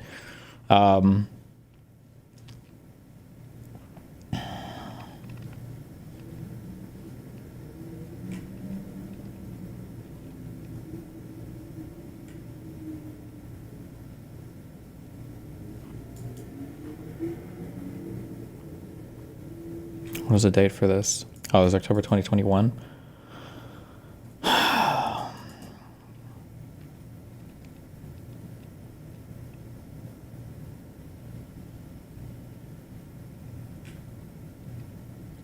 Nearly 319,000 COVID-19 deaths could have been averted if all adults had gotten vaccinated. And the reason why they didn't was just purely because of misinformation and lies from Trump and his compatriots. I don't know.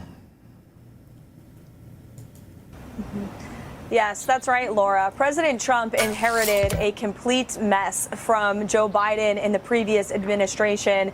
This is Trump's daughter-in-law. This ghoulish-looking fucking cunt.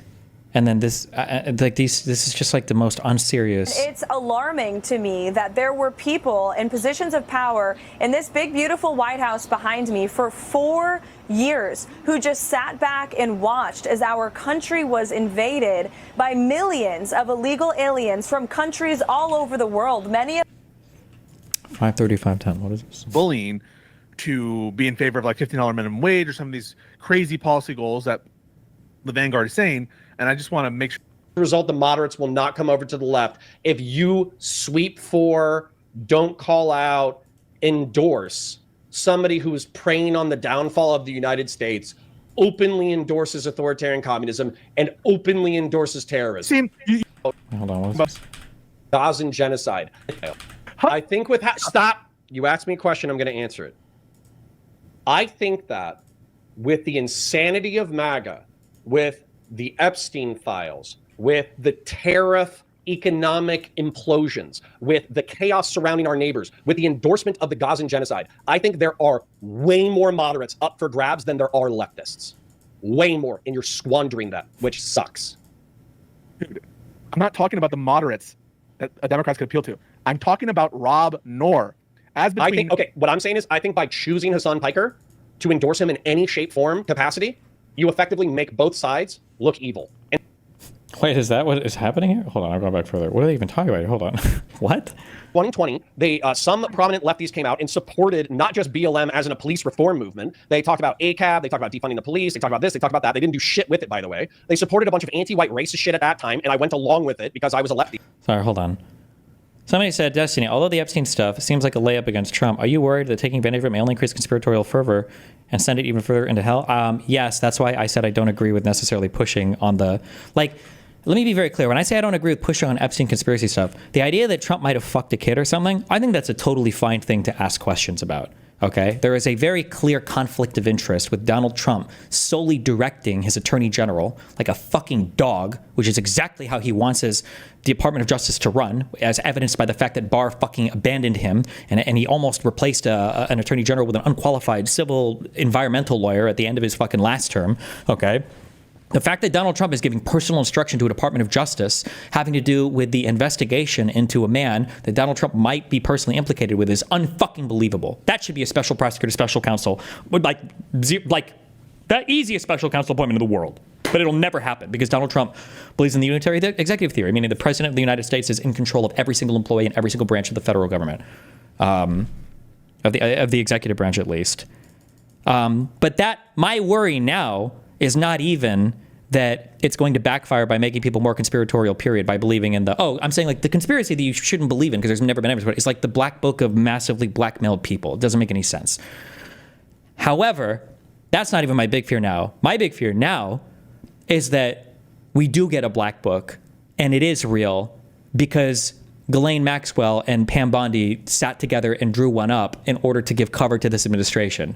And now they release that so that she gets a pardon. Trump gets all these people off his back. And now you've got a new reason to go after a whole bunch of Democrats. Because who the fuck? Because I absolutely wouldn't put it past anybody in that administration to do that at this point. At the time. And then October 7, 2023 hit and they came after the fucking Jews and that rubbed me the fucking wrong way. So fuck these people. That's what I heard. I mean, I'll just give you the even harder hypothetical. I don't know if you're going to bite it. Hassan, who voted for Kamala, or Rob Noor, who's a closer ally? Just to be clear, Hassan probably didn't vote for Kamala, and we don't know if Hassan voted for Kamala.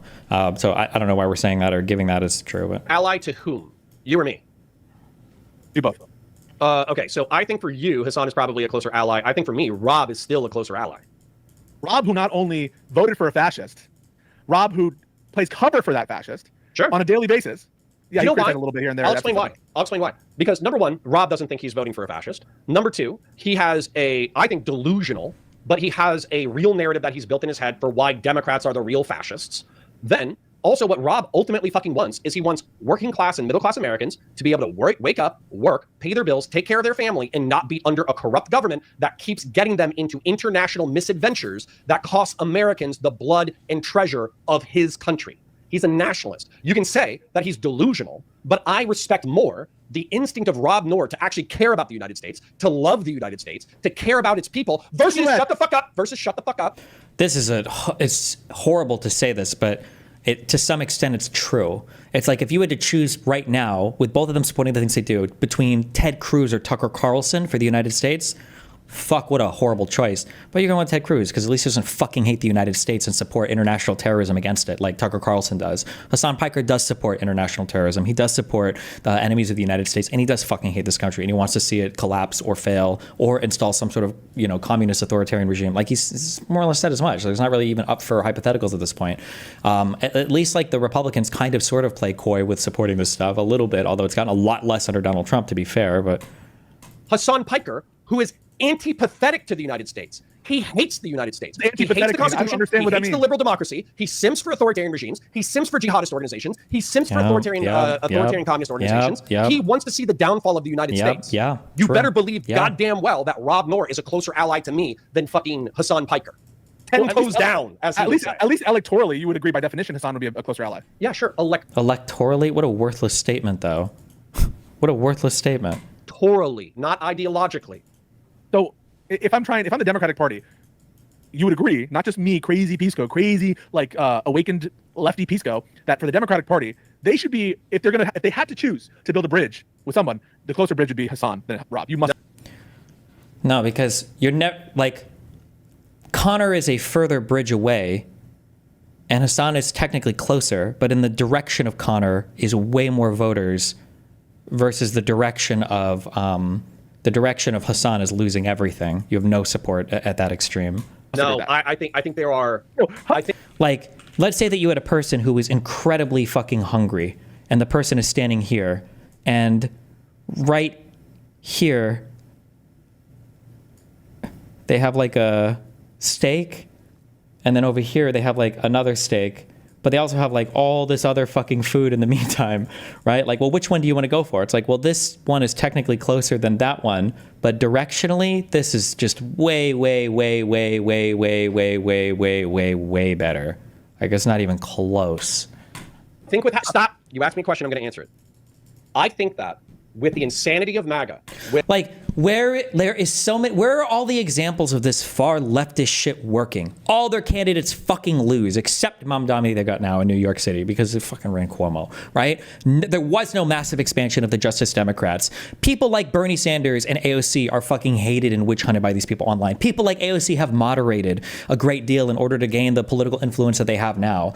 All of the far lefty policies ended up being electorally detrimental to the Democrats. The BLM bullshit had to be disavowed in order to win that election. Not like the young people never materialized for these single payer healthcare votes. The thing that Kamala Harris got hit the most on was stuff like the trans shit or whatever that conservatives fucking obsess over. Like, what is this thought or idea that we need to go further in that direction?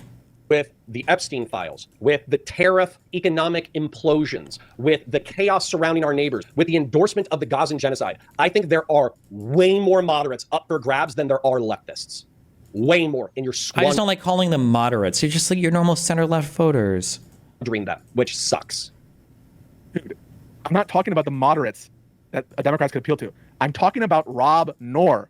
What I'm saying is I think by choosing Hassan Piker to endorse him in any shape, form, capacity, you effectively make both sides look evil. And so as a result, the moderates will not come over to the left. If you sweep for, don't call out, endorse somebody who is preying on the downfall of the United States, openly endorses authoritarian communism, and openly endorses terrorism. You don't want to be seen at all in any capacity, in any hypothetical, even expressing a preference for Hassan, even when it's this crazy, because you're DGG baiting, because you know that if you say anything positive, even as a hypothetical, even in comparison to a major magatard like Rob Noor, that you can't, even in that context, even in that crazy context, where the... It's like, this is the same thing. He doesn't think Hassan is that bad either. I can't believe that so much insane shit has been radicalized. This is like the precursor to the Nazi Germany shit, right? But at least they had like a reason. That's the thing that bothers me the most if like the US is going in this direction, is that like there's not even like a reason for it to be happening, right? Like at least like World War I fucked over, like you have like what, 3 or 4 fallen empires after World War I. You've got to dispossess people who've been stripped of a ton of, there's so much shit going on that it's like, not good, but I kind of get it. And in the United States, like nothing is happening. Like there's no, like, we're on top of the fucking world in like every conceivable metric. We still kind of sort of barely even are, right? Scientific research, bringing over, revolutionizing. Look at fucking Elon Musk, space travel and electric vehicles, fucking AI and all this bullshit. And for some reason we're getting radicalized by our complacency. I don't even understand. I don't get it. I thought that like war and conflict was supposed to breed radicalization and the hatred for the status quo, not just boringness. Like, this is, I don't think even, oh no, would Asmongold do it now? I guess maybe kind of because the Trump admin does it. Like,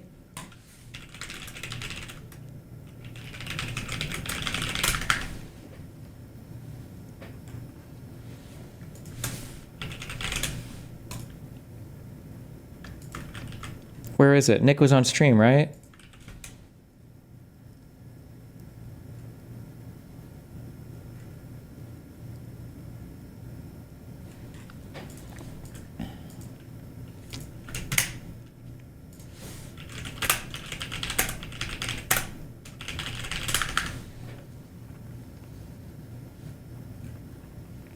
Where's the video of him watching, or the VOD of him watching the hijacking with Nick?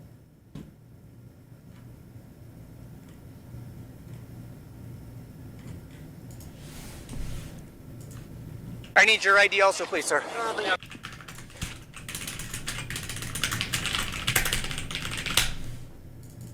How do you like read this stuff all day and like not like cry yourself to sleep at night? This is horrible. I'm motivated by the change that I might actually create in this world by educating one extra person, whether it's you or thousands of others that learn what the truth actually is and change their minds and then go out and protest. And I've been doing this for, especially this is an issue that I've spoken about for years at this point, 10 years. I mean, we're talking about some complex stuff right now. If you want.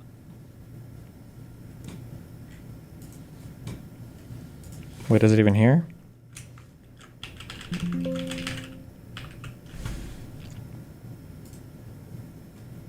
Through here, we're gonna take it. So that's exactly what the Houthis are trying to do. Insane arsenal that they are not afraid of you. And you're like, what do you mean? You guys just overcame a genocide. What do you mean you're gonna blow it up? I didn't even think that the Houthis. You're like, oh well, this is. I take it, guys. I have to stop rewinding. Every time I hear him say something wrong, I need to go back 20 seconds for context, and then he says something else fucking retarded. Holy shit!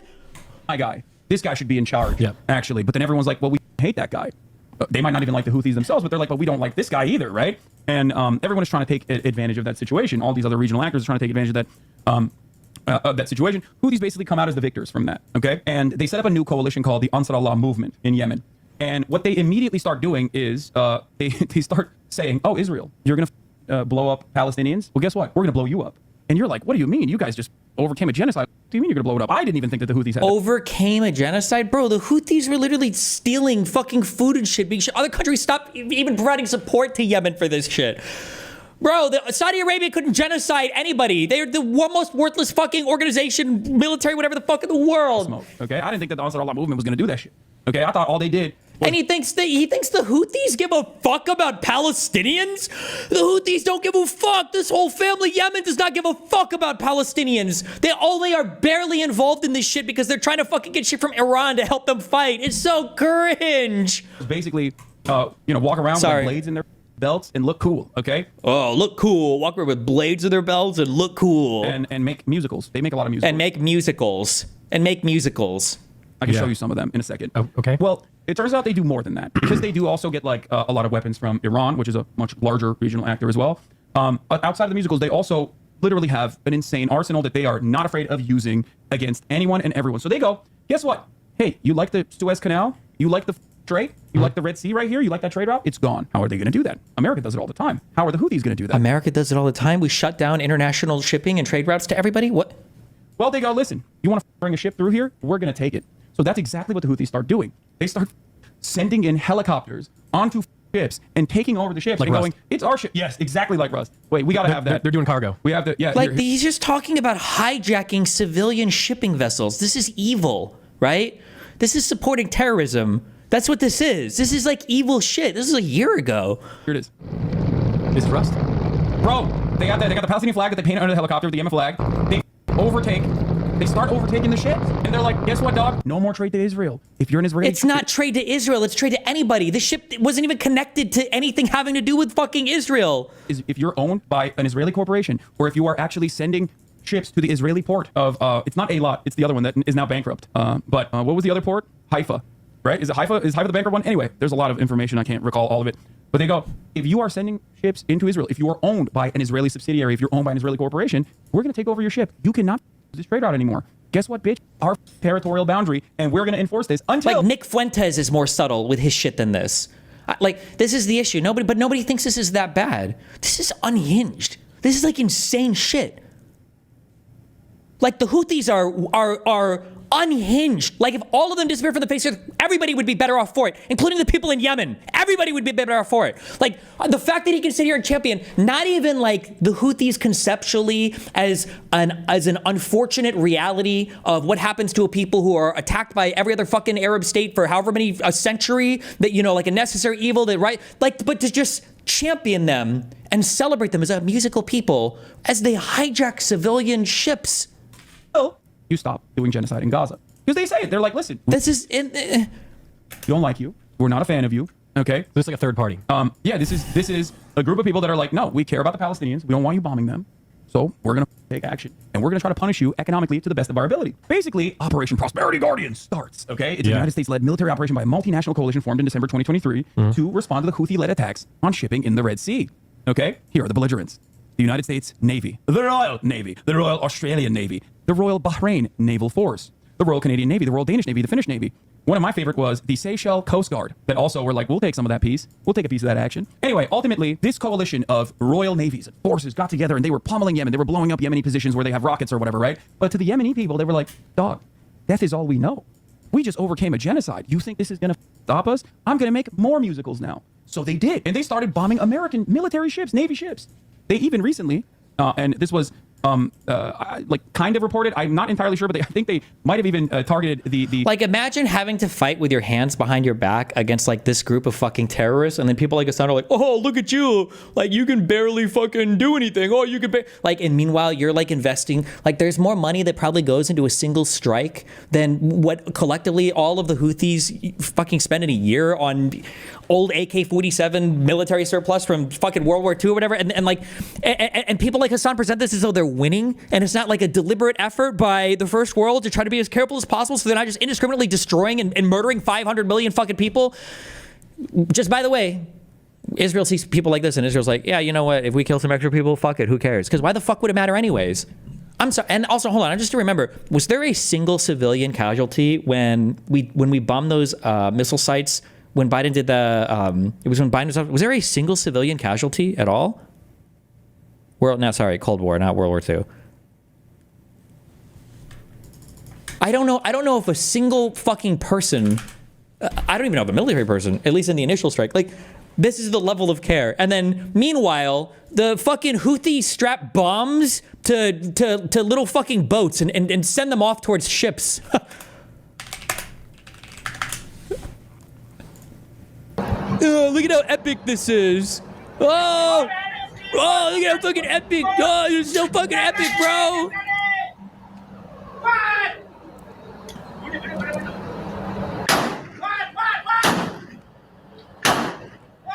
They'll just like put a bunch of explosives in a ship like this, and then they'll like fucking, I don't think they said drone. I don't know if this is drone control. I think it just fucking, they just push the gas and put a rock on the wheel so it doesn't turn.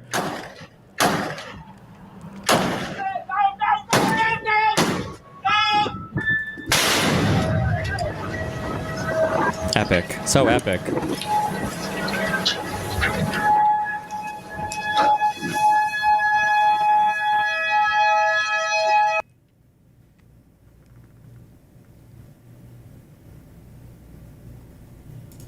Naval vessel for refueling the other naval ships in the region.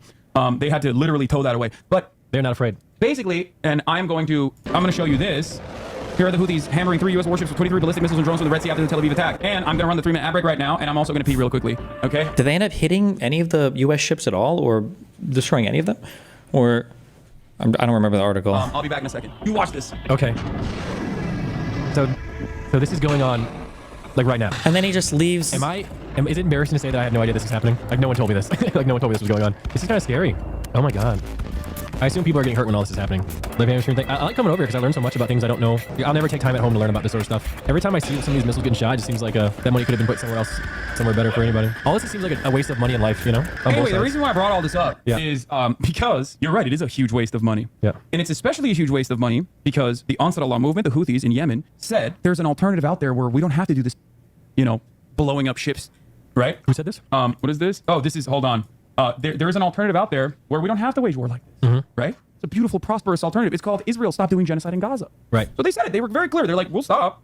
We don't give a. It's not like we love blowing up the ships. Just stop doing genocide in Gaza. But Israel was like, no, we have to keep doing genocide in Gaza. So America was like, of course, Israel is our ally. We have to do everything we can to bring them to. Is Hassan actively rooting against the U.S. Navy here? Yes. No shit, Sherlock. Yes. These people love dead Palestinian children. They love dead Americans. They love dead military people. And yes, it's just insane. That's why I'm saying that, like, as much as it hurts to say this, Like, Connor's position is not untenable here. It's actually incredibly easy to defend. If somebody comes up to you and they say, do you want Hitler ruling your country? And you're like, ooh, probably not. Okay, well, your choice is between Hitler and a guy that wants to self-destruct your entire country and have all of you dead. It's like, well, oh, that kind of sucks. But I mean, like, I'm probably going to have to go with the Hitler there. Sorry, man. It sucks, but like, fuck, what do you want me to say? Right? Rob Noor is a fucking lunatic. And he probably is like if he's not fascist, he's at the very least, he's like fascist adjacent. But at least you get to live in a fascist world. Or I don't know what Hassan would do. If Hassan would just have the entire fucking United States nuked off the face of the earth, who the fuck knows? Openly endorses authoritarian communism and openly endorses terrorism. You don't want to be seen at all in any capacity, in any hypothetical, even expressing a preference for Hassan, even when it's this crazy, because you're DGG baiting, because you know that if you say anything positive, even as a hypothetical, even in comparison to a major magatard like Rob Noor, that you can't, even in that context. Like him saying that, a major magatard. Hassan is worse than Rob Noor. I don't think Pisco knows that. And Rob Noor is really bad. But I also don't even know Pisco knows how bad Rob Noor is, because they're friends. I don't even know. Like, it's insane. Even in that crazy context where the choices between Rob and Hassan as an ally for the Democratic Party, even in that situation, you're unwilling to express a preference for Hassan. That shows you are cooked, my friend. I can't believe you would actually say that. No. You actually just ignored what I said. You just ignored what I said. Okay, yeah. So I think you asked me if MAGA or whatever, or if Rob was reachable, and then you asked me in the hypothetical, who should we pursue, Hassan Piker or Rob? Who's a closer ally? For the Democratic I already Party? answered this. Politically, Rob Noor. Hassan. Ideologically, for me, Rob Noor, right? Okay. So what I'm saying, but listen to me when I say this. Ignore everything that's happened for the past 2 minutes, okay?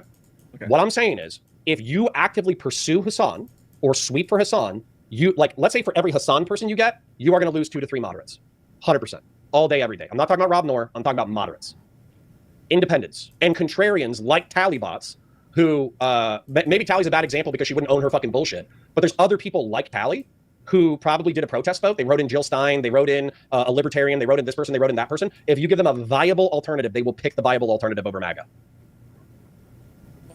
And if you endorse terrorism and if you endorse Hassan Piker, you're fucked. Who's the closer ally for the DNC, Nick Fuentes or Hassan Piker? This is a bad question. And I don't know if Pisco is intentionally setting a logic trap here that it doesn't work. Like, the question is not, who are you more ideologically aligned with, right? If you're here, someone else is here, and then somebody else is here, like, you might be more ideologically aligned with this person, but there might be more voters. If we were to draw like a normal distribution of voters here, this is the worst. I suck at drawing. I don't care. That's close enough. If you were to say who you're more ideologically aligned with, this person or this person? Well, this person. But we don't look at who we're more ideologically aligned with when we're trying to get more voters, right? If more voters happen to exist here, which for better or for worse in the United States, they probably do exist more here, then you go in this direction. You would go towards Nick Fuentes, you would go towards Donald Trump, or you would go towards Rob Noor. Not with any intention of ever fucking getting there, obviously, but the idea that just because this guy happens to be closer to you politically, that means that it's more politically effective to move in that direction? It doesn't logically follow. It's such an absurd question. Yeah, Hassan Piker, obviously.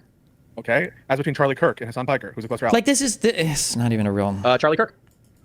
For the DNC. I mean, I can't explain this by anything other than you're trying to optics right now. You must. And then Pisco loves to do this thing where he's like, you guys are just mad at me because I'm an epic, objective person. And you guys are, he does like a thing he's done for like a year, at least I've heard him say this. You guys just get mad at me because I'm objective here and you guys are all brainwashed or whatever. Must be trying to do that. No. I've already answered. Is a better ally to the DNC than Hassan Piker. Like, see the trick he's playing here? And I know he's smart enough to know this, right? So he's just trying to mindfuck. He's just trying to mindfuck Connor. He's playing a trick here, right? It's not a matter of who's a closer ally. It's what direction do you head in?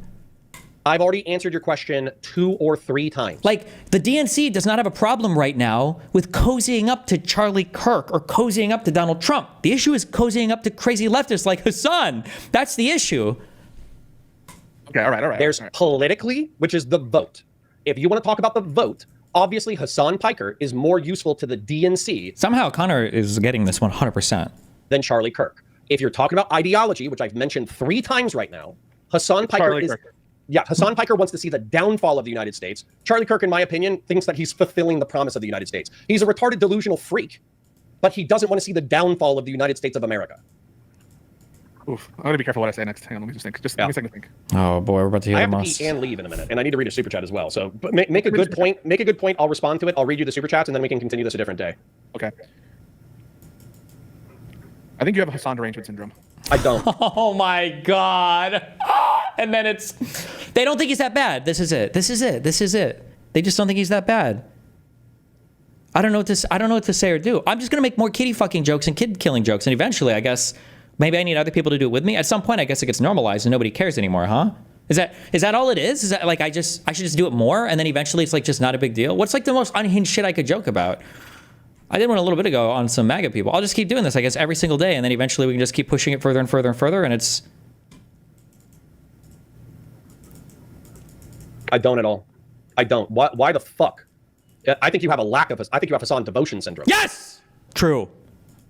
Yes. I am 100% vindicated in Hassan's story. Why? How? Because I found out they got kicked out of global entry? That doesn't cut in any way, size, shape, or form. It's like, well, I know he lost global entry because of his political views. How do you know that? What? Like, oh. Okay. Meanwhile, every piece of evidence cuts against Hassan, right? Oh, he was kicked out of global entry before he came back to the United States. Oh, okay. Oh, he was kicked out like 2 days after the Houthis were declared a terrorist organization, and Hassan was tweeting out kind of death threats about Rick Scott. Oh, we find out that Hassan's stay at the interrogation room wasn't 2 hours; it was 15 minutes, and Hassan didn't even give a fuck when people corrected him on it. Like every piece of evidence cuts against him. Pisco, but if you ask Pisco today, he would still say, "Oh yeah, I'm 100% confident that Hassan was politically targeted at the border." I guarantee you, he holds that position still today. I don't. Why the fuck? I think you have I think you have Hassan devotion syndrome. Okay. You have a devotee to Hassan. No, after that I was condemned extreme. him. No, I just took the Trump devotion syndrome and I inverted it. Okay. Hold on. In what world should you ever cater to a human being who says that it's good to shoot missiles into civilian commercial vessels? I can't even believe that Connor has to fucking ask this question. It's like, this is such an unhinged, insane fucking conversation right now. I'm not saying that's good. No, I'm not saying that that's good. I'm saying as between Charlie Kirk and Hassan, Charlie Kirk is incredibly illiberal. I don't even know if Charlie Kirk has said anything on that level, because at least like Republicans kind of sort of, or at least the ones around Trump kind of sort of have to kind of play a little bit of a game. Charlie Kirk is not a liberal. Charlie Kirk is a fascist. He's part of this like Hitler Youth movement in our country. I think he's so retarded he might just be self-deluding. Like, ironically enough, part of the reason why people ended up going with Hitler in Germany is because they were afraid of the socialists and because of the fucking revolution with Lenin in the Soviet Union, right, in Russia. Like, that is part of the reason why people ended up going with the Nazis. Like, they're saying this, like, it's incredible that anybody made that decision. Nobody likes either of these groups of people. They're both horrible. Hassan Piker is so stupid. Do you think Hassan Piker is so stupid that he's delusional? Also, Charlie Kirk is more of a quote-unquote liberal, like liberalism. Charlie Kirk is more of a liberal than Hassan Piker is. Even though, like, Charlie Kirk would support fascism under Trump. He's already proven as much. He would. Charlie Kirk would. But made president, would Charlie Kirk choose fascism on his own? I'm not actually sure. I don't know. I don't think Ted Cruz would, but I think these guys will go along with it, with fucking Trump, which is... maybe that's worse. It's disgusting. It shows lack of spine. But Hassan, made dictator, it's not like Hassan is following anybody right now. It's not like Hassan is an excuse to be an actual terrorist cum slurp, right? He's doing it all on his own, sometimes to his detriment. Charlie Kirk worships Trump and follows Trump to the ends of the earth. Why? Because it's made him one of the most prominent political people in the United States. Hassan Piker supports terrorists to his own detriment. He lost the largest podcast he's ever been a co-host on because he couldn't help but be so fucking anti-Semitic and obsessed with Arab terrorism that he lost his position on that show. Like, it's insane. That's insane. I had to change my whole mental model of Hassan after the Ethan Klein shit. Because if you ever watched me prior to that, I would say, no, Hassan is cloud obsessed. He's an opportunist. I didn't even think Hassan Piker had a strong ideology until he left that. And I'd be like, holy shit, I have to actually I have to revisit. I got to rethink this. Because my prior mental model of Hassan would have never predicted him losing Ethan Klein's show. He wouldn't have lost that access because Hassan's too scared to venture outside of Twitch for any kind of confrontational stuff. And Ethan Klein was his best way to grow his audience and reach out. And I would have said, no, he'll tell his audience to chill. He'll pull back on some of the rhetoric. I never would have predicted that. Now I would, because I understand Hassan is a lot more ideologically driven than I would have previously assumed otherwise. Do you think Hassan Piker is so stupid? Do you think Hassan Piker is so stupid that he's delusional? In our country, Charlie Kirk is a fascist. He's part of this like Hitler Youth movement in our country. I think he's so retarded he might just be self-deluding. Do you think Hassan Piker is so stupid? Do you think Hassan Piker is so stupid that he's delusional? Dude. No, I'm asking. If you say yes, then I could just be like, okay, both of these people are stupid and delusional. In terms of like Charlie is not stupid. Brain matter and brain neurons, I think that Charlie Kirk is probably smarter than Hassan Piker. Do you agree? Yeah, probably. So, but you're like, Charlie Kirk, I believe, is genuinely a liberal. No. I think there's more evidence for Charlie Kirk. Be careful if you're saying liberal like Democrat or liberal like liberalism. There's way more evidence that Charlie Kirk is a fan of liberalism more so than Hassan Piker, regardless of if he would support a fascist or not. If it came down to a vote to abolish amendments of the United States of America, I don't think Charlie Kirk would vote to abolish amendments of the United States of America. Depends on which ones. Hassan would get rid of more amendments. Let's just say that, or he would just get rid of toss the whole Constitution. I don't know. Meaning about Trump term 3, do you think that if Trump tried to run for a third term, he wouldn't be in favor of it? Charlie Kirk is talking about changing the 14th Amendment citizenship clause. He'll make any excuse in the book to change the Constitution to fulfill his authoritarian aims. What are you talking about? You can put this in the thumbnail again. I concede Charlie Kirk is retarded and evil. I didn't make the thumbnail, bro. I don't make the thumbnail. Is that a good enough thumbnail for you? He's illiberal. Thumbnail guy, put I concede, and then people will watch this and be like, oh my god, Pisco owned Connor in the marketplace of ideas. What a dumbass. Fuck this guy. This guy's so fucking stupid. And then they can finally get to the segment where I say I concede, and the thing that I'm conceding is that Charlie Kirk is fucking a dipshit. Sure. But you win. Charlie Kirk's a fucking illiberal dipshit. So here's the question. Who would you rather have as president, Charlie Kirk or Hassan Piker? Charlie Kirk, all day. Exactly. All day. I just don't understand that. Yeah, but okay. Well, maybe because Hassan Piker simps for all of the enemies of the United States of America. That's actually pretty understandable if you're not dumb terrorists, like actual terrorists. Anyways, not even like good enemies. Not even like China, Russia. I don't know if I say Russia's a good one, but at least it's better than fucking Islamic extremists. That's some shit that was supposed to go out of favor after 9/11. What the fuck? Yeah, read the super chat. The last thing I'll say is, I think we actually disagree on who the enemy is. I think that is at the end of the day, like there's a greater enemy here. Who's your enemy? Charlie Kirk and his ilk. MAGA is my enemy. Okay, that's my main enemy. MAGA is my enemy. My enemy is also no. I probably hold. This is probably the sincere difference between us. My enemy is also the far left and half of progressivism. Simultaneously, I have two enemies. Equal? Who's your greater enemy? Well, I think you already said it. Your greater enemy. Well, but by the way, progressivism was a greater cultural enemy over the past decade. MAGA is clearly the bigger political threat right now. But just because like Henry Kissinger, he says like it's a shame that both can't lose. I'm fighting for a center-left, center-right coalition because I want MAGA to lose and I want the far left to lose. Gun to head, you'll pick the fascists over the commie. Yep. I unironically, like in Chile, I will unironically pick Bukele and what's the other guy? Chile. He's the dictator. He's the guy who threw people out of airplanes. What was his name? It's so funny that both of these ideologies like suck shit so much. Like communists were supposed to deliver like freedom for the workplace and the ability to own your own business and all this shit, and all their people are poor and starving and they suck shit, and it's just a fucking massive fucking failure on every level, and they all became authoritarian fucking dictatorships anyway. And then fascism was supposed to be like the military mightiest fucking racially pure societies ever, and all of them like fucking lose their first major war and just like go extinct. It's just funny that these ideologies, they suck so much shit for what they're supposed to fucking do. Holy fuck. You're talking about Pinochet. I would pick Pinochet and Bukele over Maduro. And Allende. Probably. All right. Anyways, let me read you some super chats. Yeah.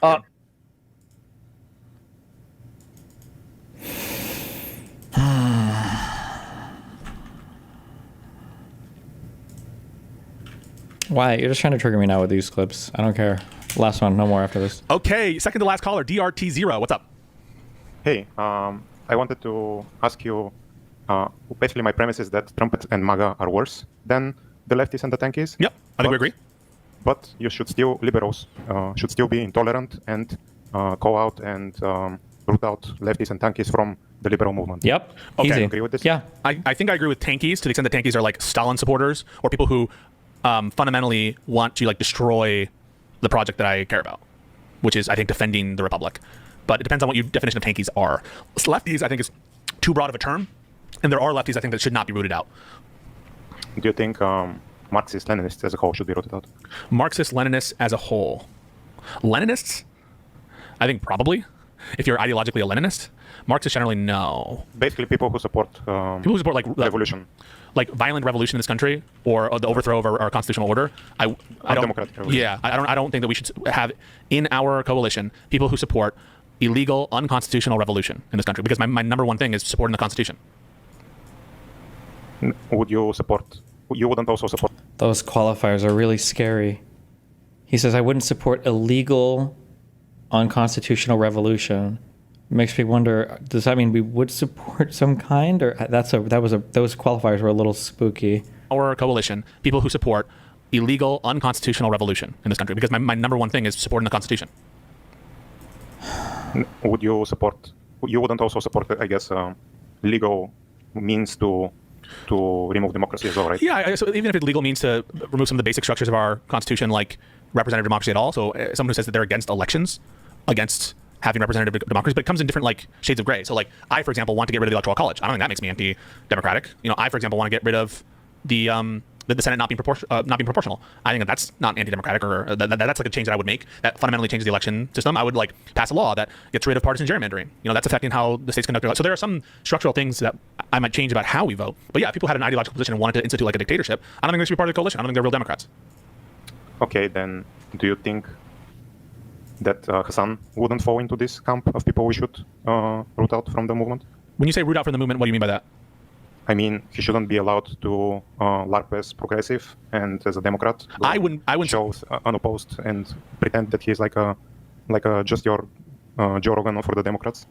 I would support the Democrats not spending their capital on Hassan until and unless Hassan is willing to vocally signal his support for Democrats over Republicans in an electoral system. That's I think the limiting principle there. I haven't heard enough from Hassan to know that he is someone who would try to take away representative democracy overall. But maybe you think, but if he took the position that we should support Democrats in an election and y'all should be voting for your local Democrat every time, and he took that position strongly, I think the Democrats should probably consider. They just don't think he's that bad. Nobody thinks anything's that bad. That's it. That is the answer to everything. I just need to sit with that in my mind and let that cook it for a few weeks. I don't know what the. I guess it's all just like none of the extremists are that bad, I guess. Building bridges. What do you think? Can you infer what Hassan's positions might be based on the things he supports and statements he's had about other subjects, or do you need him to tell you, oh, I want this system in America specifically, or can you also take his statements on systems in other countries, or also statements about his strategy? Because previously he said that his objective is to be a gateway to Marxist-Leninists. He said Marxist-Leninists? Yeah, to the deprogram guys, to their. He said that he's a pipeline. Sorry, I'm asking something specific. So you think that are there statements of Hassan supporting Lenin?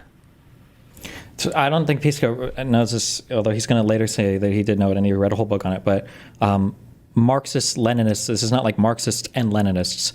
Like ML are referred to, it's a political ideology called Marxism-Leninism. You call them Marxist-Leninists. It's like Marxist-Leninists or ML. It's not two separate things. I think this is like the early ideology, like right after Lenin came over. This is like the extremist hardcore. When people say they're MLs, they're telling you that they're tankies in like lesser words. It's somebody saying like, oh, I'm an ML is like a person like, oh, I'm a Christian nationalist, right? Oh, you're fascist, right? This is more or less what we're talking about. It's not like a Leninist or Marxist. There might be a thing. I think Leninism was a thing. I don't know, but I don't even know what the fuck that entails. I don't think anybody calls themselves Leninists today or whatever. But Destiny, that's what I meant. I should have been more clear. Oh no, it's fine. I'm surprised Pisco hasn't heard this term before. Almost definitely. Like you're not sure, right? As you sit here, you're not sure. No, I'm just asking. As you sit here right now, you're unsure, correct? Right now, yes. Okay. I've watched Hassan enough, and I've seen him definitely support one party rule in China. I think I've seen him support one party rule in Cuba. I'm pretty sure he supported the USSR for various things. So he supported the government. He thought the Soviet Union was based, and he thought that the Castro was based, and the Chinese Communist Party is based. In terms of, I think I've seen him support one party rule in Cuba. I'm pretty sure he supported the USSR for various things. So he supported the government. He thought the Soviet Union was based, and he thought that the Castro was based, and the Chinese Communist Party is based. In terms of he's signaled about things they've done wrong, but he generally has shown support for their style of governance as well.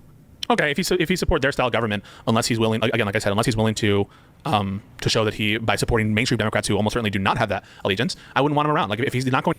He goes, if you're not knowing what ML is, his streaming partner is an ML. Well, I think that Aaron is like masculine a lot, I think.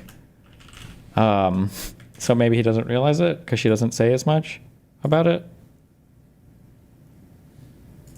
Apparently did they stream today? Going over, I don't know what they talked about here. Oh God. Maybe it's just never come up before, but unless Aaron has changed, she's a Marxist-Leninist, pretty sure. going to support mainstream Democrats, and I think supporting mainstream Democrats, if you said some cringe things in the past, I'm not going to say that you're necessarily cut out of the coalition, but supporting mainstream Democrats, I think, would be a signal to me that he's enough ingratiated in the movement that I really wouldn't care as much on the statements in the past where of a character to suggest that he, I don't know, he's only supporting these candidates to institute autocracy. But I think support for, like, for example, if he vocally supported and said, everyone should go vote for Joe Biden, everyone should go vote for Kamala Harris, you would think the Democrats should embrace that message, right? And retweet him when he does the endorsement? I wouldn't give a fuck. Like, he would be the equivalent to Richard Spencer telling me to vote for Joe Biden. Correct. Really? Good example. Except actually, I'm sorry. It's not a good example. It's a fine example for this, but I would say it's not a good example because Hassan Piker is far more radical than Richard Spencer has ever been publicly. So I would say that Richard Spencer is not even close to as radical, and now especially not even close to as radical as Hassan Piker is. But for the purpose of this conversation, it's a good example. I wouldn't give a fuck. Like, he would be the equivalent to Richard Spencer telling me to vote for Joe Biden. Really? Yes, like I don't. If Richard Spencer or the KKK wants to say to vote for a Democrat, I'm not gonna. And this is a good example too. I was going to bring this up too because I remember Ron Paul getting trashed for this when I was a big Ron Paul supporter. And sometimes Republicans get trashed for this, like, oh, the whatever from the KKK said they'd vote for you. The correct answer isn't like I disavow their vote. The correct answer is, well, listen, a lot of people vote for me for a lot of different reasons. Just because somebody's voting for me doesn't mean I endorse every single thing they believe in. Like, that's it. Like that, you don't have to endorse somebody because they fucking vote for you. That's crazy. Say, oh, then you're part of the big tent. I'm just gonna say, okay, you vote for me, good, but I don't give a fuck. So you would think the Democrats should not, like, do interviews with Hassan? No, absolutely. Only for somebody who's actively supporting terrorists, he actively supports terrorists. Actively is supporting almost every terrorist organization against the United States. Like, only how do you say it in English? Debating style or but like let's say, not oppositional necessarily. Let's say that like AOC wanted to sell some package that she's putting through in the Congress and she wants people to know about it. Should she go on Hassan's stream to be like, hey, this is what we're doing in Congress? No. Okay. And the reason is because you view Hassan similarly to Richard Spencer in that how? You legitimize the extremist and illiberal content creators that want to subvert and undermine the liberal movement. They are using the veneer of liberalism to be a pipeline to Marxist-Leninism. Yeah. So by the way, same thing, AOC should not go on Fox News as well, correct, for an interview? No. Oh my God, please, Dirt, if you pick this out, I'll hold elections, okay, to make you a conductor again. I don't know if he's saying this to tease out a better comparison or if he really just made the comparison. AOC going on Fox News is good because she's going on Fox News to fight Fox News. AOC going on Hassan is bad because Pisco is implying that she should go on Hassan's stream to support Hassan. There is a massive difference there. These are totally disanalogous. When she goes to Fox News, she... Oh. Sorry, I'm going to ask that one more. Yes or no. Should AOC... I didn't even let him finish! He's going to say... He's about to say it, though. In trying to promote her legislation, let's say hypothetical, should she go on Fox News, yes or no? Yes. Okay. Can I say why? What's the difference? So what I said initially was that if Democrats engage with Hassan Piker for interviews or stuff like that, it should be in the way they engage with Fox News for stuff like that. So in like a combative or setting or like an enemy behind enemy line setting. Yes. Cringe, I know, as a term. I don't know how to say it in English otherwise. But once you fear, oh, you're legitimizing Fox News, you're going on Fox News. No, because, well, I mean, like, yeah, you can talk about legitimizing Fox News potentially, but it's in the conversation of, are you legitimizing somebody in the way that you platform them when you argue against them? That's way different than, are you legitimizing somebody who you're calling your friend and openly accepting their endorsement and endorsing them back? It's a totally different claim. You're going behind enemy lines to promote your side in a combative scenario. Let me think about that, all right?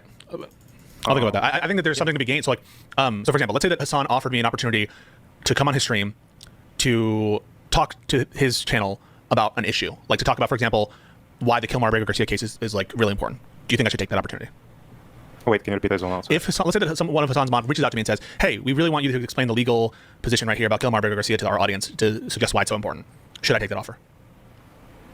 Yes, sure. Why? I mean, the same reason you would go on Fox News to do it. Okay, so then it looks like you're okay with using Hassan's platform in certain circumstances. Yeah. Yeah, of course, but no one said otherwise.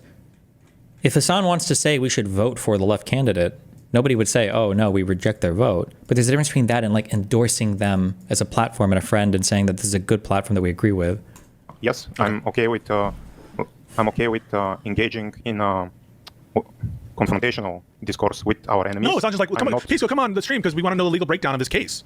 I'm like, oh yeah, I'm going to go on to do it. The same way, if you go on Fox News to discuss the Kilmar case, yes, they will ask you probably like tougher questions, right? I think that if I went on Fox News, I think that they would ask me tougher questions. I think Hassan would probably just like accept because he's already ideologically committed against what they're doing with Kilmar, right? So I think that it would be a softball with Hassan. Yeah, but Hassan would probably he won't maybe say, oh, Trump is right to do this, but maybe he'll say, oh, but Democrats did the same thing or similar. Yeah, and then I would fight that, right? Obama. But then I would fight that. Is the difference maybe because I'm not legit? But you wouldn't, I don't know if Pisco would fight that. I wouldn't trust Pisco to fight it right now. Based on the unbelievably fucking retarded and uninformed shit he said about Hunter Biden and Joe Biden, I don't think I would trust Pisco to fight back on anything on these platforms. He seems to either not understand the underlying facts or he's too ideologically bought in to actually push back against them. Which ironically enough is the whole issue with like responsible platforming is would you push back enough, given the adversarial platform? Because I'm smaller and you would view that differently than AOC? I'm just trying to find a place where we can distinguish, right? Because you wouldn't have a problem with AOC doing this, like Hassan inviting AOC to say, this is what the administration is doing, this is why it's so bad. I think you'd have a problem with that. No, my main point is if you go on shows like that, you have to basically stand on business and know what their motivation is like. Okay. Because previously when politicians like AOC have gone on his stream, he's pretended or he's portrayed himself as like the lefty liberal who just wants healthcare and free college. But we all know, and he said like directly that he wants much more than that, including not liberalism. So the same way you go with a mindset of what the platform is on Fox News, you should go. Like it's so weird to like. Do we acknowledge?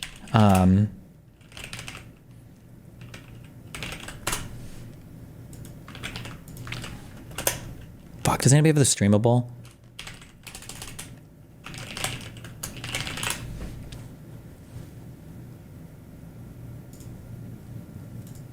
Some sadly.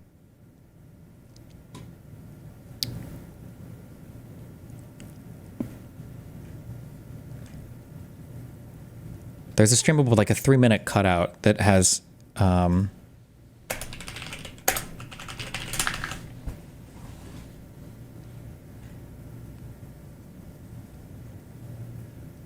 him on that the deep program where he's talking about how he basically masks on as a liberal in order to get more people. Fuck, I'm not gonna be able to find it. I know it's in the content nuke a little bit, but I want the whole clip.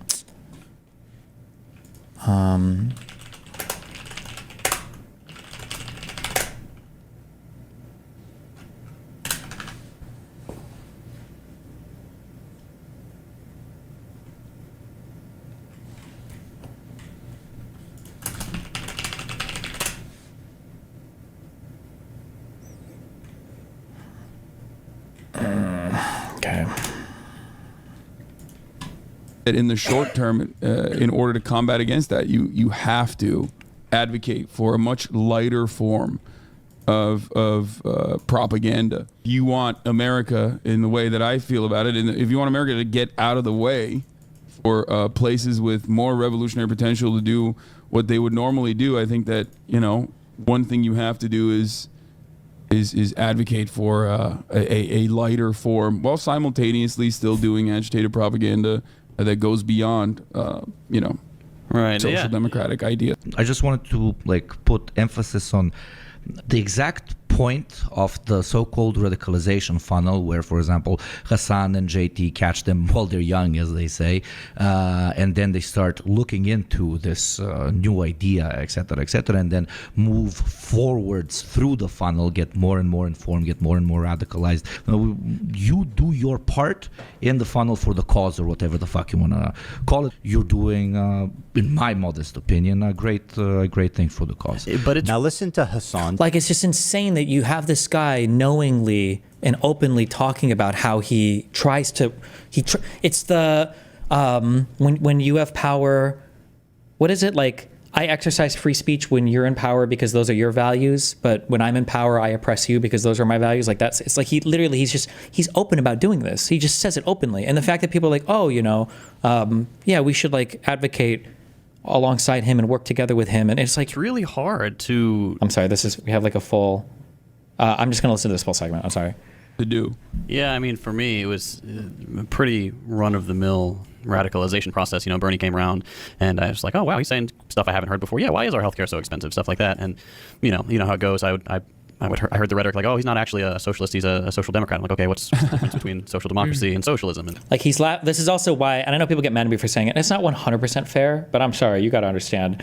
I don't even use the term sock dem. Do I? Maybe I do. I don't like the term sock dem. When somebody tells me they're a sock dem, I don't trust them. If you're a dem sock, I consider you a tanky. If you're a sock dem, I'm like 50-50. So when somebody tells me they're a sock dem, that's the equivalent to somebody when I ask like, that's the equivalent to somebody saying like, oh, fuck, what's like a mask on? Everything on the conservative side is so mask off now. It's hard to even think of an equivalent. Oh, that's when somebody says I'm a sock dem, that's the equivalent to me hearing a conservative say, I wish we just had more like, immigrants from Europe, I'm like, that's the equivalent there. And then because so many of these people like blatantly, like he's talking about it right now, they abuse they'll wear that sock dem label. They'll wear that sock dem label to try to propagandize you. That's what they try to do. Not actually a socialist, he's a social democrat. I'm like, okay, what's the difference between social democracy and socialism? And then I'd read a little bit more about that. And then the turning point for me was when I picked up State and Revolution and read that, and then things started to click. Great book. Oh yeah, it's amazing. For anybody who hasn't read State and Revolution, it's short, it's easy to read, it stood the test of time really quite well. He's a funny guy, like London's sassy. I love it. It was an interesting process because a lot of Americans, myself included, were by default kind of apolitical in that it doesn't really affect us very much. You might dislike conservatives depending on where you live because they're loud and obnoxious and racist and all that stuff, and so you've got a gut reaction, negative reaction against that. But that doesn't mean that you consider yourself political. And I was that way. But it's really hard to find accurate information here in the U.S. when everything from our textbooks to like children's shows to sitcoms as you grow up to the news to movies, blockbuster movies, it's all so steeped in anti-communist propaganda, even to this day. And it's so you have this ingrained cultural revulsion or fear of anything that is seen as un-American. And that term has been so heavily conflated with left-wing economics, left-wing politics. I mean, properly left-wing, socialist and beyond, not the Democrats, which are clearly a right-wing party. What do you mean? The Democrats are... I thought they were communists. What the fuck? Yeah, this morning now they've arrested their political rival, Donald Trump. We are living in communist America. Yeah, I don't get it. Exactly right. It's when the government does stuff. Yeah, it's interesting, it's frustrating, and it's why I made my channel the way I did. When I not sound conspiratorial or anything, but like when I had my eyes open to the reality of how the United States actually works, I was like, okay, how would I have wanted this explained to me when I was first learning about this stuff? And so that's why I took the 101 approach, because the average American it's not just that they're starting from square one, they're starting from like square -30. You have to first pick apart all of the things that have been programmed into them, and then you can start to build upon a basis of reality. You're describing the reason why so many people simultaneously consider me to be a Democratic Party mouthpiece or a suck dem or whatever the fuck, but also a threat to America as well, because I do, just like you said, I do advocate for social democratic reforms, and I do think that in order to develop any kind of mechanism of pushback, a robust labor force that has any kind of speaking power, any kind of fighting power to strike at the heart of the imperial core where value is generated. Class consciousness. I think that in the short term, in order to combat against that, you have to advocate for a much lighter form of propaganda. Despite, I perfectly understand that social democracies benefit tremendously from American imperialism, Western imperialism, and would not exist in the way that they do without such atrocities committed, right? But, if you want America in the way that I feel about it, and if you want America to get out of the way for places with more revolutionary potential to do what they would normally do, I think that, one thing you have to do is advocate for a lighter form while simultaneously still doing agitative. Like this is advocating for the abscondment basically of the United States as the world leader, right? To abandon their position so that other more revolutionary places can pick up. And to do that, you're undermining the United States while advocating for social democracy, knowing that social democracy, hopefully, when you talk about empowering workers to be able to strike out, right? This is, from what I understand, this is like one of the core tenets of Marxist-Leninism. ML tankies need the vanguard party. They need that revolutionary, violent force to come out and to kill the landlords and to eat the capitalists and to rob from the rich and to kill everybody and to get rid of all, because you need that singular, powerful, authoritarian, like the authoritarianism is not like an unfortunate byproduct of ML. It's like the first step, right? Is you have that vanguard party, you have that authoritarian regime that eventually will give way to someday, I guess, like the socialist communist utopia afterwards. But he openly advocates for it. And he's talking about weaponizing that sock dem label. He's talking about, like earlier when they told that joke about like, oh, I guess the Democrats are communists now because they arrested their political opponents. They're laughing because it's obviously not true, but they would arrest their political opponents. And Hassan said as much when he was on the show with Ethan. He's like, yeah, capitalists go to re-education camps. Propaganda that goes beyond, right, social democratic ideas. I just wanted to put emphasis on the exact point of the so-called radicalization funnel, where, for example, Hassan and JT catch them while they're young. And it's so funny too because these guys will blatantly talk about their Like he's just this is not like a radicalization funnel, like in a bad term. He's just explaining how the propaganda model works. Put emphasis on the exact point of the so-called radicalization funnel, where, for example, Hassan and JT catch them while they're young, as they say, and then they start looking into this new idea, etc., and then move forwards through the funnel, get more and more informed, get more and more radicalized, and so on. Can only work and can absolutely utilize, for example, the stuff that Hassan does, because Hassan does one very particular thing that social democrats that, for example, we would never call to this podcast or we would give a lot of shit to, because they cut the funnel from both sides. What do I mean by this? They introduce people to lukewarm socialist ideas, etc., and then they want to keep them there, right? Well, whenever Hassan introduces people to socialist ideas, yes, the lukewarm, not so scary sounding ones, keeping your power levels low, hidden, and so on.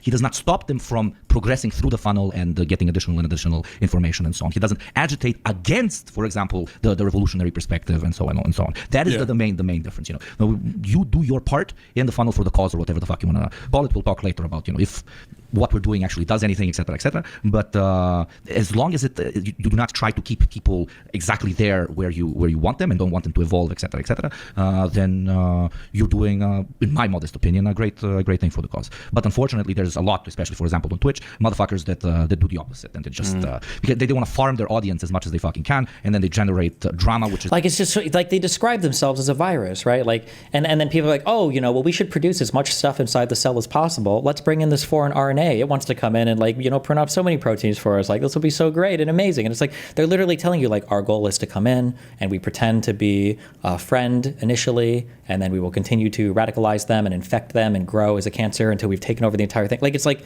which is almost 99%. It's just surprising. It's amazing to me that people would look at that and be like, okay, yeah, well, let's work with them up to a point. Like, hello? What? Why?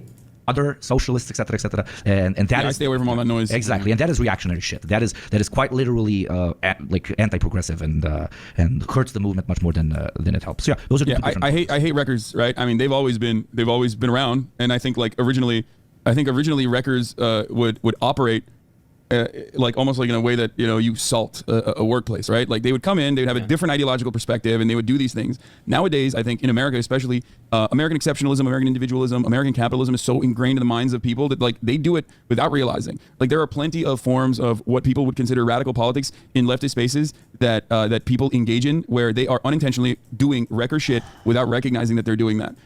You have anarchists, rad libs. I mean, I guess there's more historical precedent to that, but you have so many different flavorings of the Nat socks or whatever, which is hilarious because that's just the most like anti-materialist perspective. You can have like nationalism in that regard, and all this other stuff that people engage with, and it just purely is that fight is purely fought on aesthetic grounds, which is inherently one, a mystification of class politics, and two, very liberal. It's the most liberal thing you can do to be like, oh my god, like you wear expensive clothes, like you're fucking not a real leftist. Like you need to, as a leftist, you need to, or as an anti-capitalist or a socialist, like you can't have a house, you can't make money. You need to live like an aesthetic. Yeah, which is inherently like it's inherently anti-socialist. Like I'm no dengist, but it's you know the quote that I'm obviously referencing, but like socialism is not a poverty. Absolutely, okay? Exactly right. Because prosperity is glorious for all. It is. There's a very good article by Jonas.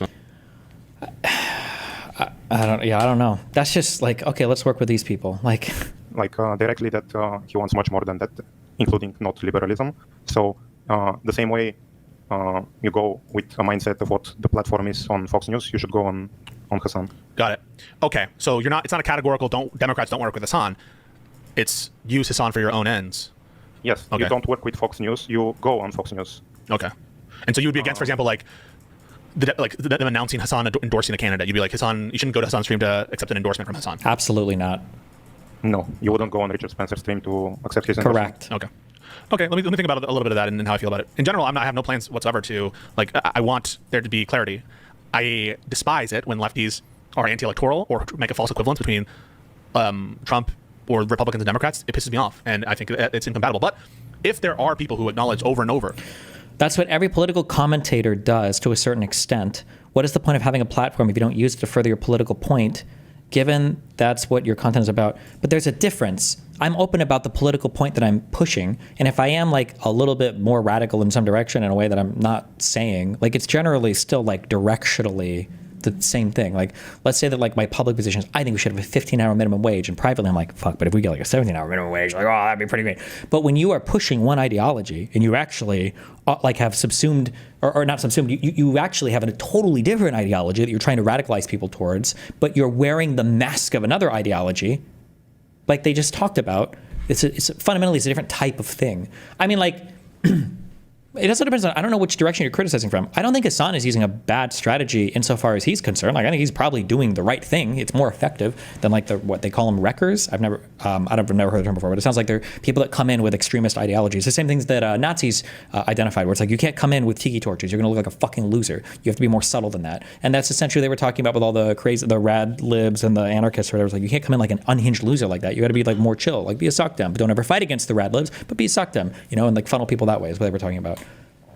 The benefit of voting for Democrats over Republicans, it's someone I'm going to consider making an ally. Now, Hassan doesn't do that, and Hassan additionally, like you said, has the baggage of anti-liberal positions. But I'm just going to be honest with you, like anti-liberal, he has an anti-liberal ideology. Additionally, like you said, has the baggage of anti-liberal positions. But I'm just going to be honest with you, like if there are people who are willing to support Democrats consistently, I think the Democrats should consider, especially with a big platform. If our minds are one. If we're connected right now, then the next thing you should say is, okay, so if the KKK were to come out and endorse the Democratic Party should start platforming the KKK. Not willing to work with them, you know? Like Vosh, for example, is another example. Like Vosh, he obviously disagrees a lot with Democrats, but he will always say that he's going to support voting for Democrats. Would you say something about Vosh? Like Vosh is a better example, right? Problem with Vosh. I don't think Vosh is. I mean, Vosh is also not for liberalism necessarily, but I don't think he's for revolutionary communism. That's one thing that's saves him a bit more than Hassan. But the thing is, I'm not really fearful of their kind of LARPing communism, right? I almost feel like it's at current state in politics. I don't think there's much danger of this Marxist takeover, and so maybe it's because I'm not taking that threat seriously in terms of what our country will turn into, and so maybe I'm not seeing the downside in just using their platforms to convert people to Democratic voters. Like, just as a reminder, Donald Trump was the laughing stock. Just as a reminder, you want to talk about you know what summarizes this whole thing? You know what? It's this. Hold on. Fuck.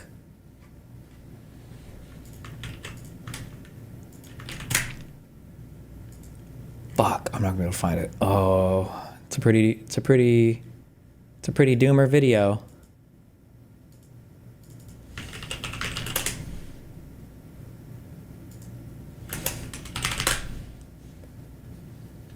God damn it.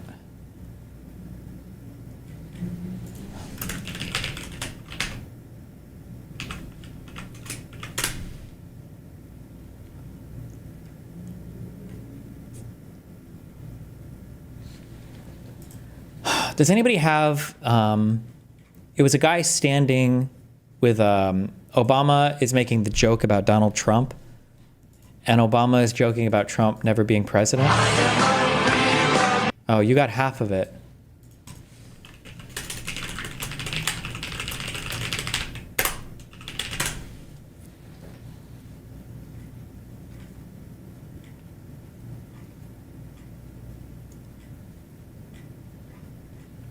Does anybody know what I'm thinking about?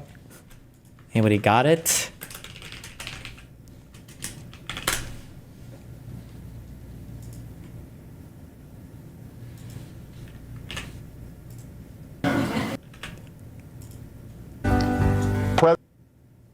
Oh, thank you. Good job. Right? I almost feel like it's at current state in politics. I don't think there's much danger of this Marxist takeover. And so maybe it's because I'm not taking that threat seriously in terms of what our country will turn into. And so maybe I'm not seeing the downside in just using their platforms to convert people to Democratic voters. President Obama will go down as perhaps the worst president in the history of the United States! Exclamation point at real Donald Trump. Well, at real Donald Trump, at least I will go down as a president. When you open your heart to patriotism, there is no room for prejudice. Donald Trump was a joke when he started running. Like, you have to be careful about the environment that you are preparing, and to prepare an environment for actual tankies to take over, But to think that you can constantly hold them at bay is such an unbelievably risky political calculation. But the thing is, they don't even think that's what they're doing. They just don't think they're that bad. There was one thing. You said. Didn't Hassan have Mamdani on his stream and endorse him? Didn't Hassan skip a flight to go hang out with Mamdani and promote him? And only after Mamdani won the primary, Hassan was like, "Oh, I'll do anything to help this guy." Only after he saw that the guy was going to win, or after the guy won his primary, not was going to win, but after he won his primary. Consistent support, right? That was your measure. Yeah, like I wouldn't just want Hassan support Mamdani. So for example, he supports Mamdani. I support Mamdani, right? So I support voting for Mamdani. I support him in the primary, and definitely support voting for him in the general. And in that respect, like I think Hassan, with respect to Mamdani, he's doing more things than some of the mainstream Democrats are doing, right? Some of the mainstream Democrats aren't even supporting Mamdani. So in that respect, specifically on Mamdani, I'm happier with Hassan than I am with a lot of mainstream Democrats, including. It's just nobody thinks Hassan is that bad. Including like Kirsten Gillibrand. So I'm supporting of primarying Kirsten Gillibrand because of how outraged that makes me. And so, for example, I think that Hassan is better on Mamdani than Kirsten Gillibrand. But why do you think Hassan and Vosh support? Yes. Third is just, he's just asking good questions. I think that the Democrats should endorse Mamdani in the general election. You should. However, if somebody comes up to me and they're like, "Oh, well, look at Anderson Cooper. He's not endorsing Mamdani," I'd say, "Oh, I'm disappointed." And then somebody says, "Well, look at this guy over here, Mohammed Abdul. He supports Mamdani because he wants him to genocide all of the apostates in New York City." Aren't you happy that he's supporting Mamdani? Aren't you happier with him than you are with Anderson Cooper? No, not really. No. I don't think I would say yes to that. No, sorry. Yeah, I think it's more ideological, and I think it's out of convenience, for sure. 100%. Oh, but Pisco even admits it. It's more ideological and out of convenience. But Pisco doesn't think the ideology is that bad because he either hasn't dug into it, or he doesn't care, or agrees with it more. Or... But that's just what I mean. I think it needs to go both ways. And I wouldn't want Hassan. I know. I wouldn't want Hassan just to support the candidates that are the most ideologically aligned with him. I would want him to acknowledge the benefits of voting for Democrats overall, which he doesn't do. So, yeah, I agree with you on that. Yeah, so I want to repeat. Yeah, like Sneeko endorsed Mamdani. True. Hassan isn't consistent in his support. I agree. Only, just to reiterate why he doesn't fit your criteria, at least for the moment. Yeah. And also, since he's admitted that he is a subversive, specifically trying to subvert like the Democrat Party to usurp the power structure to his illiberal ideology, then you have to be extra careful about his statements of support and his appearances on liberal media. I'll be careful about that. Hey, thank you so much for your input here. I think you would agree, though, that you would vote for Hassan over Trump, or no? In the current everything as is right now, yes. Nice. But for Hassan to be a candidate, it wouldn't be like it is today. I like that comparison. Would you prefer Hassan over Trump? Like Trump has a code. Yeah, it's just a hypothetical. No, but like under current circumstances, you would substitute, if you could, Hassan for Trump. You wouldn't prefer Trump to stay in office. But I think there was a disconnect with the previous chatter who you asked this. Yeah. It's kind of like a very not good hypothetical because you're comparing like the hypothetical mask on Hassan with the mask off. So ideologically, do you find yourself ideologically more compatible with Hassan Piker or with Charlie Kirk? With mask on Hassan, yes. With mask off Hassan, probably with Kirk. Kirk, interesting. Very interesting. Because mask off Hassan is basically authoritarian tanky coming. Some Bernie and Bernie? I can't even believe he said Bernie. Oh, why did he even say that? To last caller. Oh, why did he say? Oh no. Sorry. Criteria, at least for the moment. Yeah. And also, since he's admitted that he's misheard. Wait, hold on. Specifically. Sorry, maybe I misheard. Maybe I just misheard. Liberal media. I'll be careful about that. Hey, thank you so much for your input here. It is today. Like Trump has a code. Yeah, it's just a hypothetical. Candidate. No, but like under current circumstances, you would substitute, if you could, Hassan for Trump. You wouldn't prefer Trump to stay in office. Do you find yourself ideologically more compatible with Hassan Piker or with Charlie Kirk? With mask on Hassan, yes. With mask off Hassan, probably with Kirk. Kirk, interesting. Very interesting. Because mask off Hassan is basically some mix between some Bernie and mask off Hassan. Oh, he said mask off. Okay, got it. Hey, and yeah, thank you so much. I gotta get the last caller, but I really appreciate it.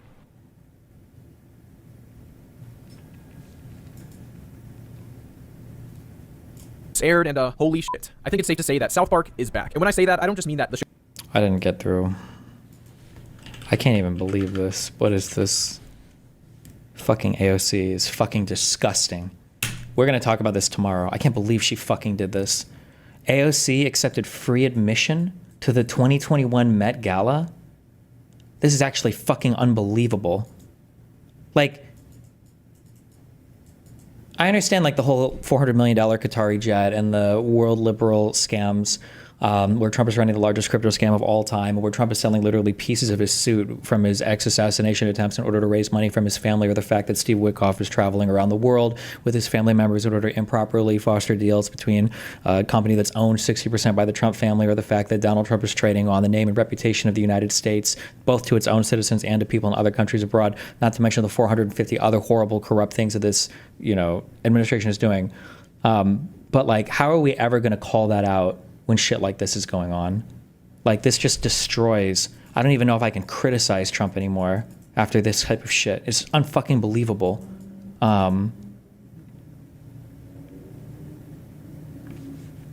don't know. Yeah, I guess we're fucked now. It's over. It's fucking over. Like this. Like, where is your moral high ground if you have unprincipled members like this? Free tickets? What Met Gala tickets? Probably, what, $1,000? I can't believe it. And 4 years ago, so with interest, how much of our national debt? It's unbelievable. Unbelievable.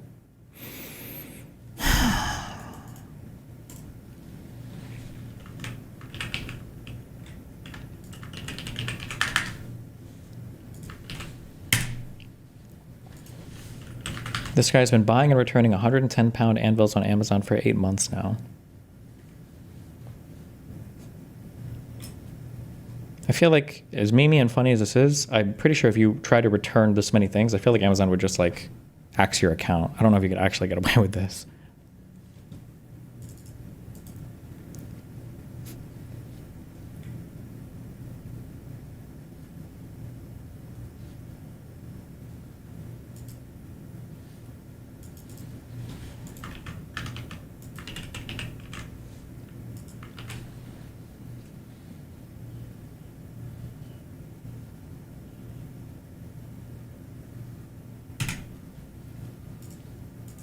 Slowly do all of Project 2025. Did you read Project 2025? I read a lot of Project 2025. It's like 12,000 pages. Yeah, it's like there's this idea that like everybody read it, and they're like, "Oh, how would you not read Project 2025?" I didn't read War and Peace either. Like, nobody read the whole fucking thing, and I'm tired of people acting like they read the whole thing. You saw a few headlines about it, and you're like, "Okay, they're doing the exact thing they said."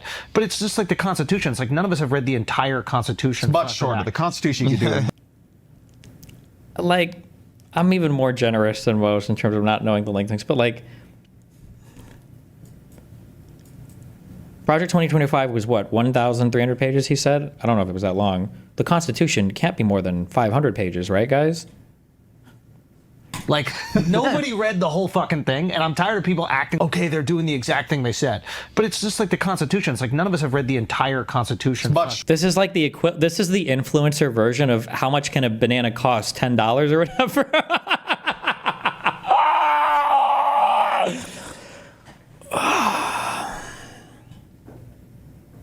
Shorter. The Constitution you do in like an hour. Fair enough. Okay. Oh no! I was gonna say at least one of them on the show knew it, but it's fucking Ezra Klein. Oh, no. Oh.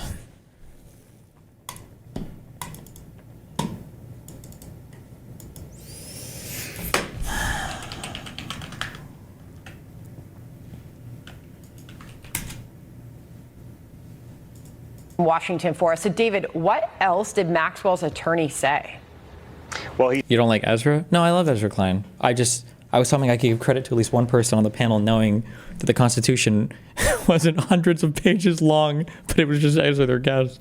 He said a lot. We wish we could be in and hear what was said in the actual meeting. This meeting was a lot shorter than it was yesterday, but this was a two-day event. The highlight, though, it appears that her team wants a pardon. Watch.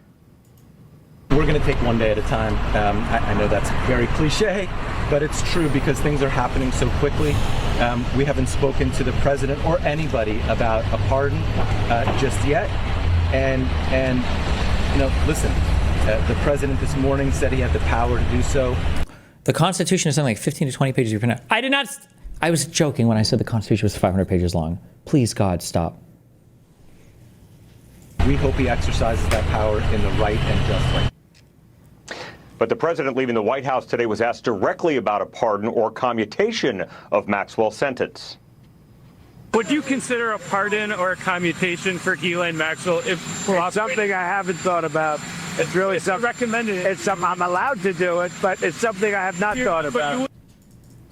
Sandra, this all happened at the... Trump giving her a pardon would be good, no? It would feed the conspiracies like crazy? No, because if they give her a pardon, it's because she's going to come testify about only some anti-Dem shit, and it's going to be the worst thing ever. Federal courthouse in Tallahassee, not far from where Maxwell is serving a 20-year prison sentence behind bars for trafficking. The DOJ not commenting on the meeting today. Legal experts question whether Maxwell told and will tell her version of the truth going forward, the actual truth. Now, the recent photos we have snapped by Fox News Digital show her on a run at that Tallahassee prison. We're still awaiting decisions from 2 federal judges in New York. And the paparazzi getting you when you're in your prison run yard, Jesus. Who will decide if they'll release grand jury transcripts from investigations involving both Maxwell and Jeffrey Epstein. A Florida judge from another of Epstein's criminal cases says her hands are tied, as anything to do with the grand jury in the American court system is typically kept close and secretive. But he said, when I say he, I'm talking about Maxwell's attorney,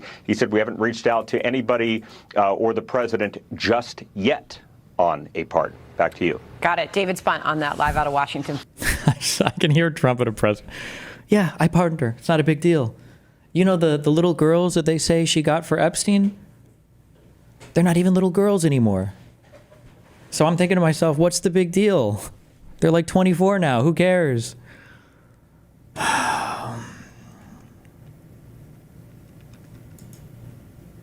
Thailand, not Thailand, and Cambodia. Militaries in border dispute, blowing each other up.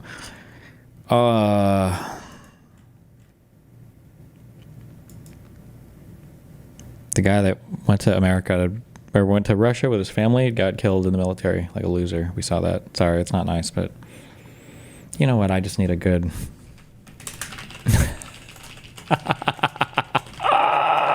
Yes! Where was it? Bum, bum, bum. I just had to hear it one more time.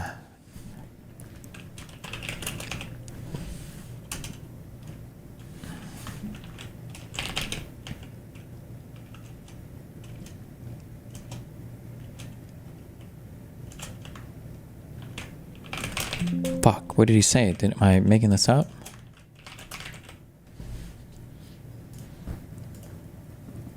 I would need you here to dissect you project onto your audience what you want them to see, but I want to see the real destiny, the true destiny. I want to see his little organs spread out on my I've been streaming for table. over 10 years, 10 my years. dude. I don't think 10 years, my dude. Wait, is it 5 years? Where did he say it?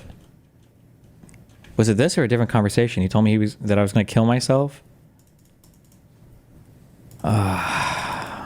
I shouldn't ever be cheering for dead people. That's not good, I guess. But this Coach Red Pill guy that I'm arguing here is the Gonzala, the guy that fucking ran to Ukraine and then got killed or died in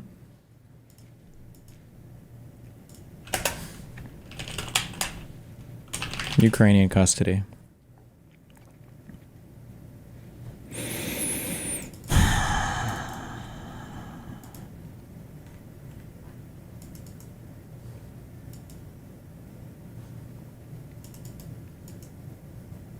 To be fair, I could be right. You still have 5 years to kill yourself. Well, I don't know if he said 5 years or 10 years.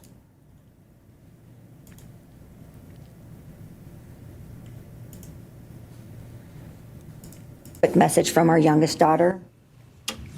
Aubrey wanted to say, you may have received A's in high school and college, but you're going to be getting big D's in prison.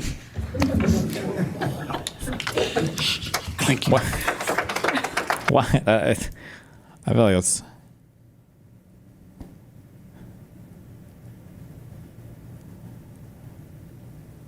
Well, it's not funny, but did this guy actually kill her kid? I mean, I feel like if somebody kills your child, I feel like most things are probably fair game for insults at that point, so.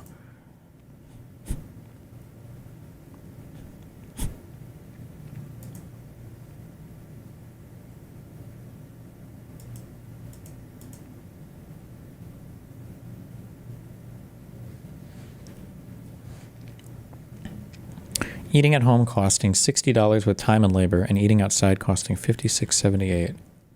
All right. True. Absolutely. Absolutely fucking true.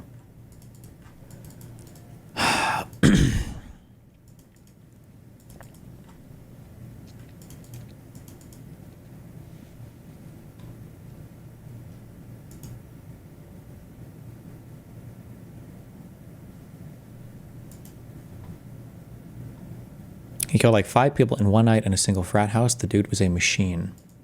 Who's your favorite student? I love all my students equally. I have no favorite. Is that a lie? No. Stop. Yeah. I'll It was this. play odds. 3 to 5. Oh, I have to listen to myself talk. My head is so big in the past, too. I don't know how my head got even bigger. If you're mad about having to listen to yourself talking, why are you still talking? Because now I have to listen to you talk about how you make you want to hear yourself talk. Oh my God. In Glendale, my head was so big. 3 to 5. What You strange off odds. yourself by the time you're 45. Oh, God. 45. 3 to 5. Okay. All right, I have to, fuck. I was supposed to talk to Kafka. I ruined. I'm sorry. I'll talk to him tomorrow. I will. I have to get ready for dinner for my parents. Oh my God, I'm gonna hate myself tonight. This is not a good stream to go off to dinner on. Good luck. I love you. I'll be back tomorrow. Stay safe. Be careful. I love you. Wait.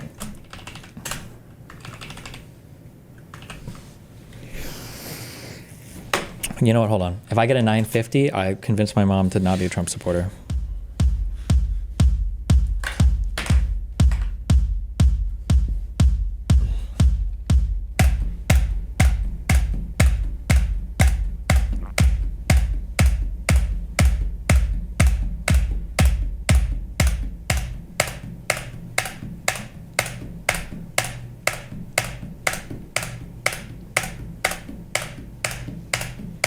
God damn it. Oh, Mary, fair, mother, mum, be, in, out, ma, ball, bed, secret, foul, quiet, okay, private. Oh, cute, bait, a bait question, good one.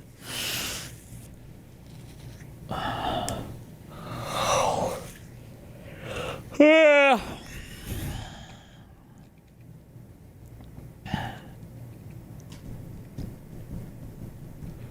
Some baseball shit, like a foul, a ball, an out.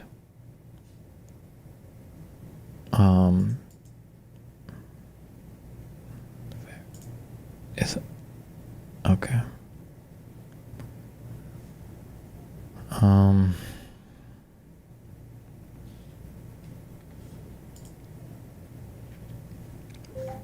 Secret, private, quiet.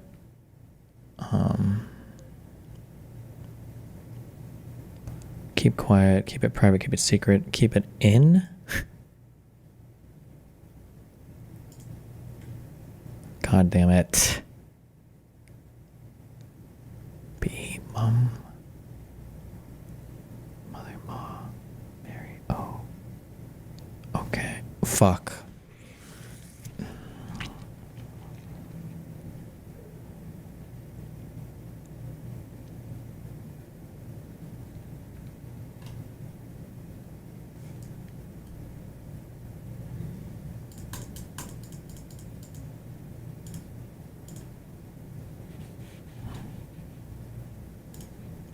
I don't even know what the fuck.